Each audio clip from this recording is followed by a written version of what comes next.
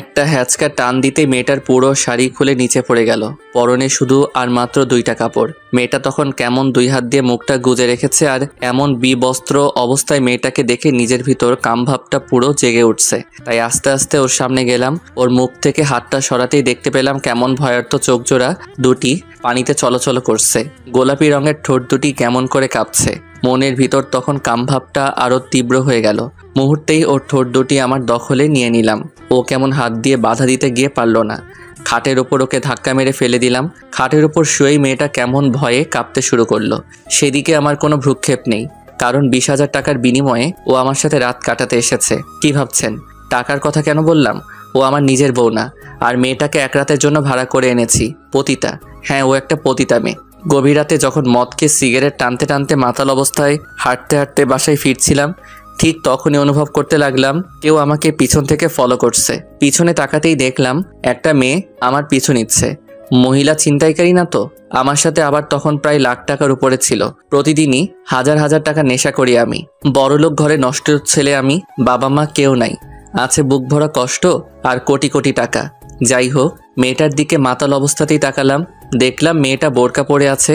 তখন একটু অন্যরকম লাগতে শুরু করলো। এই মেয়ে, এভাবে পিছু নিচ্ছিস কেন? কিরে, কথা বলছিস না কেন? মেয়েটার এমন চুপ করে থাকার কারণে বিরক্ত নিয়ে চলে আসতে লাগলাম। একটু পরে দেখলাম মেয়েটা আবারও আমার পিছু নিচ্ছে। ওই মেয়ে, তোর সমস্যা কি বলতো? কিছু বলতে গিয়ে থেমে গেল। কি বলবি বল, নয়তো আমার পিছু ছাড়। আমাকে কিছু টাকা দিবেন? টাকা চাওয়ার কথা শুনে একটু অবাক লাগলো। তোকে টাকা দেবো কেন, আর কত টাকা দিব? জি 10,000 দিলেই হবে। তোকে এতগুলো টাকা কেন দিতে যাব? আমার কি লাভ এতে? কথাটা শুনে মেয়েটা একটা দীর্ঘশ্বাস ফেললো, আর তারপরই বলল, বিনিময়ে আপনি আমাকে সারা রাতের জন্য পাবেন। লাগবে না, তোকে টাকা দিতে পারবো না। বলেই হাঁটতে যাব, ঠিক তখনই ও আমার পায়ে পড়ে গেল আর অনেক কান্না শুরু করে দিল। প্লিজ আপনি না করবেন না, টাকাটা আমার অনেক প্রয়োজন। আর আমাকে দেখলে আপনি হয়তো না করবেন না, কারণ আমার ভেতর রূপ যৌবন সব আছে। প্লিজ আপনি না করবেন না। 10,000 টাকা না দিলে 5,000 টাকাই দিন, টাকাটা আমার অনেক দরকার, প্লিজ। তো দেখি তো তুই কেমন দেখতে। বলার পরই মেয়েটা বোরকার নিকাবটা খুলে ওর মুখটা বের করলো। মুখটা খুলতেই আমি কেমন অবাক হয়ে গেলাম। চেহারাটাতে এত পরিমাণ মায়া যে যেটা লিখে প্রকাশ করতে পারবো না। পূর্ণিমার চাঁদের চেয়েও সুন্দর। এমন একটা মেয়ে কিভাবে নিজেকে টাকার বিনিময়ে এভাবে অন্যের হাতে তুলে দিচ্ছে, ভাবতেই অবাক লাগছে। যাই হোক, মেয়েটাকে আমার হেব্বি লাইক হয়েছে। তাই 10-এর পরিবর্তে 20,000 টাকা দিব বলেই মেয়েটাকে আমার বাসায় নিয়ে গেলাম। আজ সারা রাত ভোগ করব, এমন একটা সুন্দরী মেয়েকে ভোগ করব ভাবতেই মনের ভিতর কেমন খুশিতে নাচতে লাগলো। মদের নেশার চাইতেও তখন এই মেয়েকে ভোগ করার নেশাটাই আমার বেশি জাগ্রত হলো। যাই হোক, অযথা টাইম নষ্ট করা যাবে না।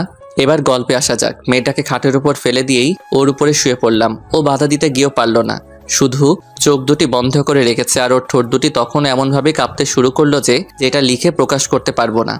ওর কাঁপা কাঁপা ঠোঁট দুটি আবারও নিজের দখলে নিয়ে নিলাম।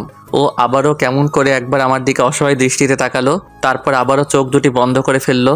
ওর নাকের গরম বাতাস আমার মুখের উপর পড়ছে, পাগল করে তুলছিল আমায় তখন। ওই সময় ওর ঠোঁটের উপর আরও বেশি ঝড় বইতে লাগলো। ওর পুরো শরীরটা কেমন গলাকাটা মুরগির মতো ছটফট করতে লাগলো। আর তখনই মেয়েটা নিজেকে কেমন আমার কাছ থেকে ছুটিয়ে নিল। আর তখনই ও বিছানা থেকে উঠে রুমের এক কর্নারে চলে গেল। আর তখন ওর চোখ দিয়ে কেমন অশ্রু ঝরতে লাগলো। তারপরই আমাকে কাঁপা কাঁপা কণ্ঠে মেয়েটা বলতে লাগলো, আমাকে কি একটু সময় দেওয়া যাবে? যদি আপনি দয়া করে আমাকে একটু সময় দিতেন। একদম ভয়ে কাতর হয়ে কাঁপা কাঁপা কণ্ঠে মেয়েটার এমন আচরণ দেখে আমি একদমই অবাক হয়ে যাই, কারণ আজ পর্যন্ত অনেক পতিতাকে আমি ভোগ করেছি, কারো মুখে এমন কথা শুনিনি। তবে এই মেয়েটা যেন কেমন, মনে হচ্ছে নিজের ইচ্ছার বিরুদ্ধেও নিজেকে আমার কাছে তুলে দিচ্ছে। আর নয়তো আমি ওকে জোর করে তুলে এনে এগুলো করছি। তারপর ওর প্রতি আমার কোনো মায়া লাগলো না, বরং রাগ হচ্ছিল। আমার খুব ভালো একটা মুহূর্ত নষ্ট করে দিল তখনই। এই পতিতা মেয়ে, এইদিকে আয়। তোদের মতো পতিতাদের এত ছাড় দেবার সময় আমার নেই। 10,000 চেয়েছিস, 20,000 নগদ দিছি। সো আমিও ওই রকমই ভাবে কাজ চালাবো। এইদিকে তাড়াতাড়ি আয়, শালীর পতিতা কোথাকার। যতবারই মেয়েটাকে পতিতা বলেছি ততবারই মেয়েটা কেমন শিউরে উঠেছে। মনে হচ্ছে মেয়েটা প্রত্যেকবারই পতিতা নামক শব্দটা শুনে শক্ট খাচ্ছে। মেয়েটা গুটি গুটি পায়ে আস্তে আস্তে আবারও আমার দিকেই আসছে। আর তখন ওর শরীরটা কেমন কাঁপতেই লাগলো। সুন্দর মুখখানা একদমই লাল বর্ণ ধারণ করছে, চোখের কাজল একদমই লেপটে গেছে। আস্তে আস্তে ও বিছানায় শুয়ে পড়ল আর বলতে লাগলো, আপনি আপনার কাজ শুরু করে দেন, এমনিতেই আপনার অনেক টাইম আমি নষ্ট করে দিছি। বলেই মেয়েটা কেমন অসহায় চোখে আমার দিকে তাকিয়ে আছে। সেদিকে আমার কোনো ভ্রুক্ষেপই নেই। আমার দরকার মেয়েটার শরীর। এত সুন্দরী একটা মেয়েকে কোনোভাবেই হাতছাড়া করা যাবে না। আমাকে ওকে ভোগ করতেই হবে। সুন্দরী মেয়েদের অহংকার অনেক বেশি, তাই তাদেরকে সুযোগ পেলে আমি কখনোই ছাড় দেই না। আর এর একটা কারণও আছে। যাই হোক, আমি সময় নষ্ট করব না। আমি আবারও বিছানায় গেলাম, আর তখনই ওর ফোনটা বাজতে লাগলো। আর ও তখন আমার দিকে কেমন করে তাকিয়ে আছে, মনে হচ্ছে ফোনটা ওর অনেক জরুরি। আর আমার ভয় সে ধরছে না, ফোনটা একের পর এক বাজতেই লাগলো।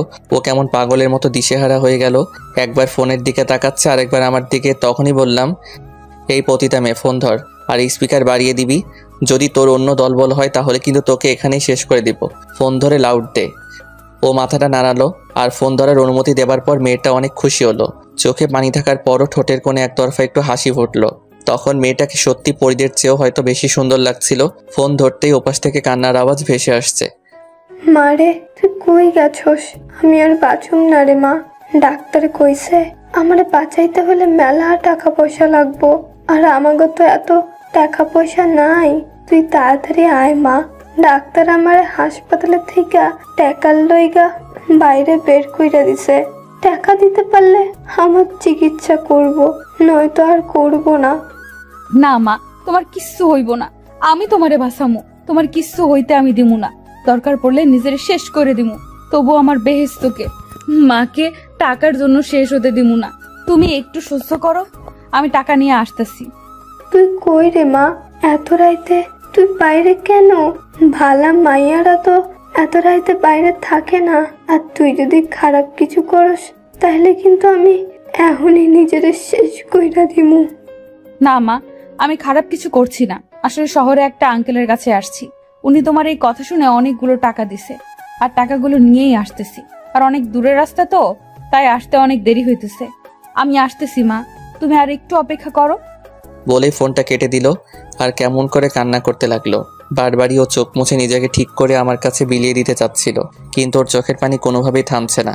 ওর এই কথাগুলো শুনে মুহূর্তে আমি কোনো পাথরের মূর্তি হয়ে গেলাম। আমি কি করছিলাম? এমন একটা অসহায় মেয়েকে আবিচ্ছি। তুই এতটা খারাপ কিভাবে হইলি? তুই তো একটা সময় এমন ছিলি না। তুই তো একটা সময় প্রত্যেকটা মেয়েকে অনেক সম্মান আর শ্রদ্ধা করতি। আর সেই আবিদ তুই কিভাবে মেয়েদের প্রতি এত নীচ হতে পারলি? ভাবতেই বুকটা ফেটে যাচ্ছে। ঘৃণায় নিজেকে শেষ করে দিতে ইচ্ছে করছে। হঠাৎই মেয়েটা বলে উঠল, আপনার টাইম নষ্ট হচ্ছে তো, প্লিজ আপনি আপনার কাজ শুরু করুন, আমি প্রস্তুত। মেয়েটার দিকে তাকাতেই দেখলাম চোখ দুটো কেমন কালো কাজলে লেপটে আছে, মুখখানে কত মায়া জুড়ে আছে। আর সেই মুখটা কিভাবে আমার দিকে কেমন অসহায়ভাবে তাকিয়ে আছে। মেয়েটার প্রতি হঠাৎ এত মায়া হচ্ছে কেন? কেন ওর মুখটাকে খুব আপন মনে হচ্ছে? ওর কাছ থেকে একটু দূরে সরে গিয়ে সোফায় বসলাম, আর তখনই একটা সিগারেট ধরালাম। সিগারেট টানতেছি আর ভাবতেছি মেয়েটার মায়ের কি এমন হয়েছে যার কারণে ও এমন একটা পথ বেছে নিছে। কাজ করেও তো পারতো নিজের মায়ের চিকিৎসা করাতে। ভাবতেই সিগারেট টানতে লাগলাম। তখন খেয়াল করলাম মেয়েটা কেমন কাশতে লাগলো। হয়তো সিগারেটটা সহ্য করতে পারছে না, আর মেয়েটা ভয়েও কিছুই বলতে পারতেছে না, শুধু আমার দিকেই তাকিয়ে কাশতে লাগলো। সিগারেটটা নিভিয়ে দিলাম আর ওকে জিজ্ঞাসা করলাম, এটার গন্ধ সহ্য করতে পারো না? না। এদিকে আসো। ও আমার দিকে আস্তে আস্তে এগিয়ে আসলো, আর তখনই বললাম, সোফায় বসো। ও সোফায় বসলো। বসার পরই ওর শাড়িটা এনে ওকে আবার পরিয়ে দিতে লাগলাম। মেয়েটা তখন কেমন অবাক হয়ে আছে আর শাড়ি পরাতে বাধা দিচ্ছে। প্রথমে ভাবছিলাম হয়তো আমি পরিয়ে দিচ্ছি বলে সংকোচ বোধ করছে, পরেও নিজেই বলল, কি হলো, শাড়ি পরিয়ে দিচ্ছেন কেন? আপনি তো এখনো কিছুই করেননি, আপনি আপনার কাজ করবেন না? না। আমার মুখ থেকে না শব্দটা শুনে মেয়েটা কেমন হতভম্ব হয়ে গেল, আর চোখ দুটো বড় বড় করে জিজ্ঞাসা করলো, কেন করবেন না? আমাকে কি আপনার পছন্দ হয়নি? আমি আর বাধা দিব না, কোনো বাধা আসলেও বাধা দিব না। প্লিজ আপনি আপনার কাজ করুন। কান্না করতে করতে আমার পা জড়িয়ে ধরলো। অনেক চেষ্টা করছিলাম কিন্তু পা ছাড়াতে পারছিলাম না। একটা মেয়ে কতটা মায়ের পাগল হলে, কতটা মাকে ভালোবাসলে মাকে বাঁচানোর জন্য নিজের সবকিছু অন্যের হাতে নিজের ইচ্ছায় এইভাবে বিলিয়ে দিতে পারে, সেটা এই মেয়েটাকে না দেখলে কখনোই বুঝতাবি না। দেখো, এই মুহূর্তে আমি কোনো কাজ করার মুডে নাই।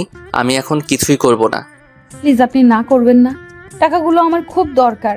তাছাড়া আপনি নিজেই একটু আগে শুনেছেন আম্মু কি বলছে। টাকা না ছাড়া আম্মুকে বাঁচানো যাবে না, যে কোনো মূল্যে আমার টাকা লাগবেই। আচ্ছা, তোমার মায়ের কি এমন হয়েছে যার কারণে তুমি এই পথ বেছে নিছো? মেয়েটা তখন হাউমাউ করে কান্না করে দিল আর কেমন ফুপিয়ে ফুপিয়ে বলতে লাগলো, আমার মায়ের লিভার ড্যামেজ হয়ে গেছে। ডাক্তার বলছে মাকে বাঁচাতে অনেক টাকা লাগবে। বলছিলাম অনেক টাকা লাগবে, কিন্তু কাজ করেও তো তুমি টাকা জোগাড় করতে পারতে। এই পথে আসলে কেন? মেয়েটার এমন অদ্ভুত হাসি দেখে অনেকটা অবাকই হলাম। জিজ্ঞাসা করলাম, হাসছো কেন? সুষ্ঠু সুন্দরভাবে কাজ করার অধিকার হয়তো সৃষ্টিকর্তা কোনো সুন্দরী মেয়েকে দেয়নি, আর এই পথে আসতে আমাকে এই সমাজের মানুষ বাধ্য করেছে আমার ভাগ্য। কিভাবে? আচ্ছা, তোমার এই পথে আসার গল্পটা আমাকে বলবে? খুব শুনতে ইচ্ছা করছে। পতিতাদের জীবন কাহিনী শুনে আপনি কি করবেন? শোনার ইচ্ছা, প্লিজ বলো। মেয়েটাকে অনেক রিকোয়েস্ট করার পর মেয়েটা রাজি হলো। ওপরের দিকে তাকিয়ে মেয়েটা একটা দীর্ঘশ্বাস ফেললো, আর তারপরই বলতে লাগলো, জানেন, ছোটবেলায় আমার বাবা মারা যায়। তারপর থেকে আমার মা আমাকে মানুষের মতো মানুষ করার জন্য অনেক পরিশ্রম করে। নিজে না খেয়ে আমাকে খাওয়াতো, নিজে কষ্ট করে আমার লেখাপড়া চালাতো। হঠাৎ করে একদিন বাসায় এসে দেখি মা অজ্ঞান অবস্থায় মাটিতে পড়ে আছে। তখন মাকে ডাক্তারের কাছে নিয়ে গেলাম। অনেকগুলো টেস্ট করালো। টেস্টের টাকাগুলো মানুষের কাছ থেকে ধার করে পরিশোধ করি, কিন্তু রিপোর্টের পর জানা গেল মায়ের লিভার ড্যামেজ হয়ে গেছে। এখন বাঁচাতে গেলে অনেক টাকার প্রয়োজন, কিন্তু আমার হাতে কোনো টাকা ছিল না। কিভাবে টাকা জোগাড় করা যায় সেটাই তখন ভাবতেছিলাম, কিন্তু কোনো উপায় পেলাম না। কেউ আমাদের পাশে এসে দাঁড়ালো না। চারদিকে শুধু অভাব আর অভাব, আর সবকিছু কেমন কদাকার। আমি তখন সবকিছুই অন্ধকার দেখেছিলাম, কি করব বুঝে উঠতে পারছিলাম না। বলে আকাশের দিকে আর একটা দীর্ঘশ্বাস ফেললো। তারপর অসুস্থ মাকে বাসায় নিয়ে গেলাম। মা বলল ঢাকায় মামার বাসাতে আসতে, কারণ আমার মামা অনেক বড় লোক। হয়তো বোনের অসুস্থতার জন্য উনি আমাদের হেল্প করবে। মায়ের কথা মতোই সেদিন প্রথম এই ঢাকা শহরে আসলাম। মামার বাসায় যেতেই মামা অনেক খুশি হয়, কিন্তু টাকার কথা বলতেই মুখটা কেমন অন্ধকার করে ফেলে। মুখটা অন্ধকার করেই বলল আমাকে কিছুদিন থাকতে, উনি একটা ব্যবস্থা করবে। মাকে এই অবস্থায় ছেড়ে দূরে থাকতে খুব কষ্ট লাগছিল, তবুও থাকলাম, কারণ মাকে তো আমার বাঁচাতেই হবে। এদিকে মামা মাকে হসপিটালে ভর্তি করিয়ে দিল আর আমাকে ওনার কাছে রেখে দিল। দুদিন পর মামি সহ মামাতো বোনেরা কোথাও বেড়াতে গেল। বাসায় আমি একা শুয়ে আছি আর মায়ের কথাই ভাবছিলাম। হঠাৎ কেউ একজন আমার রুমে ঢুকলো। তাকাতেই দেখলাম আমার মামা। আমি একটু হাসি দিলাম, কিন্তু সেই হাসিটা বেশি স্থায়ী হলো না। কেন? কারণ তখনই মামা দরজাটা ভেতর থেকে বন্ধ করে দিল। ভালো মানুষের পেছনে মামার এত জঘন্য একটা রূপ সেদিনই আমার কাছে প্রকাশ পায়। কিছু বুঝে ওঠার আগেই আমার মামা আমার উপর ঝাঁপিয়ে পড়লো। আমাকে বাবা পর্যন্ত ডেকেছিলাম, পায়ে হাতে দিয়ে বারবার বলেছিলাম বাবা যে জায়গায় মামাও সেই একই জায়গায়, আমি তোমার মেয়ের মতো। কিন্তু সেদিন এই অসহায় মেয়েটাকে নিজের আপন মামা নৃশংসতার কাছে রেহাই পেল না, পশুর মতো আমাকে বলেই কেমন ফুপিয়ে কান্না শুরু করে দিল। ওর কথাটা শুনে আমিও নিজেও কেঁদে দিলাম। কি বলছে এই মেয়েটা? আর কিভাবে মানুষ এতটা নীচ হতে পারে? আল্লাহ, তুমি এর আগে ওই জানোয়ারের বাচ্চাটাকে শেষ করে দিলে না কেন? ওই জানোয়ারের বাচ্চাকে আমি মাফ করব না, আমি নিজে ওকে শেষ করে দিব। আমি তখন কেমন থরথর করে কাঁপতে লাগলাম। একটা মেয়ে কতটা কষ্ট পেতে পারে, কেনই বা এমন পরিস্থিতিতে আসে, ওকে না দেখলে বুঝতেই পারতাম না। মানুষ পতিতাদের অনেক খারাপ বলে, কিন্তু একটা মেয়ে কেন পতিতা হয়, কেন নিজের সবকিছু টাকার জন্য অন্যের কাছে বিলিয়ে দেয়, সেটা হয়তো সবারই অজানা। আর এগুলো ভাবতেই তখন শুধু চোখ দিয়ে টপ টপ করে পানি বের হচ্ছে। কাঁপা কাঁপা কণ্ঠে বলতে লাগলাম, তারপর? মেয়েটা উপরের দিকে তাকিয়ে অনেকগুলো দীর্ঘশ্বাস ফেললো। তারপর কিছুক্ষণ নীরবতা। একটু পরে নীরবতা ভেঙে বলতে লাগলো, সেদিন আমার সব কিছু উনি কেড়ে নিয়েছিল। প্রচন্ড ব্যথায় সেদিন বিছানা থেকে উঠতে পারিনি। ওনার হিংস্রতা এতই বেশি ছিল যে আমাকে একটুও ছাড় দেয়নি। ওনার কাজ শেষে আমাকে একটা কথাই বলেছিল, তোকে ভোগ করে অনেক আনন্দ পেলাম, আর মনে রাখিস সেগুলো যদি কাউকে বলিস তাহলে এই ভিডিওটা দেখ। আমাকে তখন একটা ভিডিও দেখালো যেটাতে মামার হিংস্রতাকেই দেখতে পেলাম। ভিডিওটা দেখিয়ে বলল, তোর এই ভিডিও আমি ভাইরাল করে দেব, তোর আম্মুর চিকিৎসার একটা টাকাও দিব না, তোর মা মরে যাবে। তখন নিজের কথা ভুলে গেলাম, মায়ের মুখখানা মনে পড়ে গেল। না, মাকে কোনোভাবেই মরতে দেওয়া যাবে না। তখন আমি চুপ করে গেলাম। এরপর থেকে মামা সহ তার অনেক বন্ধু মিলে প্রতিদিন আমাকে হাত পা বেঁধে জোর করে ধর্ষণ করত, আর আমাকে দিয়ে মামা ব্যবসা শুরু করে দিল। আর তারপর একটা সময় মামা আর মায়ের চিকিৎসার জন্য আগের মতো টাকা দেয় না। মায়ের অবস্থাও দিন দিন খারাপ হতে লাগলো। মামাকে কিছু বললেই আমাকে পতিতা বলে মারধর করত। যখন দেখলাম মায়ের আর চিকিৎসা চলছে না, তখনই ওখান থেকে পালিয়ে বের হয়ে গেলাম, আর বের হয়ে আপনার কাছে। কথাগুলো বলেই মেয়েটা থরথর করে কাঁপতে লাগলো আর প্রচন্ড কান্না করতে লাগলো। আমি তখন নিজেও নিজেকে শান্ত করতে পারছিলাম না। আর এই মেয়েটি কিভাবে নিজেকে শান্ত করবে? জীবনে অনেক পতিতার সাথে রাত কাটিয়েছি, কিন্তু কোনোদিন কারো এই পতিতা হবার গল্প শুনিনি। শুধু ভোগ করে চলে এসেছি, জানতেও চাইনি তাদের এই পতিতা হবার কারণ। আর আজ যখন কোনো মেয়ের মুখে তার জীবন কাহিনী শুনলাম, নিজের বুকটাই তখন তাদের জন্য কষ্টে ফেটে যাচ্ছে। না, এই মেয়েটা অনেক কষ্ট করেছে, আর করতে দিব না। ওর কষ্টের জীবন আমি এখানেই শেষ করে দিব। কষ্ট ওর এখানেই শেষ। এবার ওর মুখে একটু হাসি দেখতে চাই। তখন বুঝতেই পারলাম মেয়েটা টাকার জন্য সব করতে পারবে। এখন আমি তাড়িয়ে দিলে আমার কাছ থেকে চলে গিয়ে আবার অন্য কারোর সাথে মিশবে। তার চেয়ে ভালো এই মেয়েটাকে অনেক দিনের জন্য আমার কাছেই রেখে দেই। তখনই বললাম, আমি তোমার পাশে থাকতে চাই, রাখবে তোমার পাশে? পতিতদের সাথে থাকতে নেই। আর আমি ছেলে জাতটাকে এখন ঘৃণা করি। আপনি আপনার কাজ শেষ করুন, এমনিতেই রাত প্রায় শেষ পর্যন্ত। বুঝতে পারলাম ছেলেদের প্রতি ওর যথেষ্ট ঘৃণা জন্মে গেছে। এইভাবে মেয়েটাকে আমার কাছে রাখতে পারবো না, অন্য একটা বুদ্ধি খাটাতে হবে। ওই যে একটা ব্যাগ দেখছো, ওই ব্যাগে অনেক টাকা আছে, প্রায় 10 লক্ষ টাকার মতো আছে। আমি জানি এই 10 লক্ষ টাকা তো এই পতিতা পেশায় কয়েক মাসও কামাতে পারবা না। তো আমি যদি তোমাকে ওই টাকাগুলো দিয়ে দিই, বিনিময়ে আমাকে কি দিবা? কথাটা বলতেই মেয়েটা কেমন অবাক হয়ে আমার দিকে তাকিয়ে রইল আর বলতে লাগলো, আপনি যা চাইবেন তাই। দরকার পড়লে সারা দিন সারা রাত সব সময় আপনার সাথে কাটাবো, কিন্তু তারপরেও আমার মাকে বাঁচানোর জন্য টাকাগুলো দরকার। একটা শর্তে তোমাকে টাকাগুলো দিব। কি শর্ত? কাল থেকে শুরু করে টানা 2 মাসের জন্য তুমি আমার সবসময় আমার সাথে থাকতে হবে। যা বলবো তাই করতে হবে, কোনো কথাই না করতে পারবা না। এই 2 মাসে তোমার কাছে আমার যেটা যেটা ইচ্ছা সব তোমাকে পূরণ করতে হবে। আমার সাথে রাত দিন সবসময় কাটাতে হবে। রাজি আছো? আমি রাজি, তবুও টাকাগুলো আমার চাই। আমার মাকে বাঁচাতেই হবে। অবাক হয়ে গেলাম। মেয়েটা বিন্দু পরিমাণও ভাবার টাইম নিল না, এক কথায় সে রাজি। ভেবে বলছো তো? আমি রাজি। ঠিক আছে, টাকাগুলো তুমি কালই পাবে। আর এখনই আমার সাথে চলো। কোথায়? আপনি আপনার কাজ করবেন না? আমাকে তো সকালে বাসায় যেতে হবে। চুপচাপ এখন আমার সাথে চলো। তখনই মেয়েটাকে আগে ওর শাড়িটা পরিয়ে দিলাম আর ওকে ওয়াশরুম থেকে ফ্রেশ হয়ে আসতে বললাম। তারপরও ওকে নিয়ে আমার গাড়িতে উঠলাম। ও কেমন ভয় ভয়ে গাড়িতে উঠলো। প্রচন্ড ভয় পাচ্ছে মেয়েটা, হয়তো ভাবছে তাকে কোথাও নিয়ে কিছু করে ফেলবো। গাড়ি ড্রাইভ করছি, হঠাৎই মেয়েটাকে বললাম, এই মেয়ে, এতক্ষণ আমার সাথে আছো অথচ নামটাই জানি না। আর কাল থেকে তো তুমি আমার সাথেই থাকবা। তো নাম কি তোমার? জি, মোসাম্মদ আনিকা আক্তার। খুব সুন্দর নাম, রূপের সাথে নামের অনেক মিল আছে। আর আমার নাম আবিদ হাসান, সবাই আবিদ বলেই ডাকে। এখন থেকে তুমিও আবিদ বলেই ডাকবা। আমি নাম ধরে ডাকতে পারবো না, স্যার বলে ডাকি। কি বলছি? আমি যেটা বলছি চুপ করে সেটাই শুনবা, বুঝছো? বলো আবিদ। করছো কেন? বলো আবিদ। আবিদ। এবার বলো গ্রামের বাসা কোথায়? আমরা এখন সেখানেই যাব। কিন্তু। কোনো কিন্তু নাই। এইদিকে তোমার আম্মুর অবস্থা অনেক খারাপ, তাই দেরি করে একদমই লাভ হবে না। তারপরই ওর থেকে ঠিকানা নিয়ে ওদের গ্রামের বাসায় চলে গেলাম। যেতে যেতে প্রায় সকাল হয়ে গেল। আর ওর আম্মুকে ওখান থেকে নিয়ে আসলাম। ঢাকাতে এনে বড় একটা ভালো হসপিটালে ভর্তি করে দিলাম। তখনই আনিকা বলে উঠলো, আপনার এই ঋণ কিভাবে শোধ করব আমি? হয়তো নিজের জীবন দিয়ে হলেও আপনার এই ঋণ আমি শোধ করতে পারবো না। শোধ করার দরকার নেই। আর হ্যাঁ, শর্ত অনুযায়ী আজ থেকে আমি যা যা বলবো সব তোমাকে মানতে হবে। বলুন, আমাকে কি করতে হবে? এখন থেকে আমাকে তুমি করে বলবা আর আমার নাম ধরে ডাকবা। যদি এর ব্যতিক্রম করো তাহলে। এই না, আপনি যেটা বলবেন সেটাই করব। আবার আপনি? তুমি। তোমার আম্মু এখন ঘুমাবে, ডাক্তার ওনাকে ঘুমের ওষুধ দিচ্ছে। আনিকাকে নিয়ে বাসায় আর আসলাম না, একদম কাজী অফিসে চলে গেলাম। কাজী অফিস দেখে আনিকা বলে উঠলো, কাজী অফিসে কেন? আর কার বিয়ে? তোমার আর আমার বিয়ে। মানে? তুমি আমার কাছে 2 মাস পর্যন্ত আছো, আর আমি তোমাকে পতিতা পরিচয় আমার বাসায় রাখতে পারবো না। সো 2 মাসের জন্য আমার বউ হয়ে থাকবা। কথাটা শোনার পর আনিকা কেমন থ হয়ে গেল। 2 মাসের জন্য বিয়ে? আমি পারবো না এই বিয়ে করতে। দেখো, শর্ত অনুযায়ী তোমাকে করতেই হবে। আর আমার সাথে 2 মাস ওইভাবে মেলামেশা করলে পাপের পরিমাণটা অনেক বেশি হবে। আর এইভাবে করলে সেটা আর হবে না। হাসছো কেন? হাসবো না তো কি করব?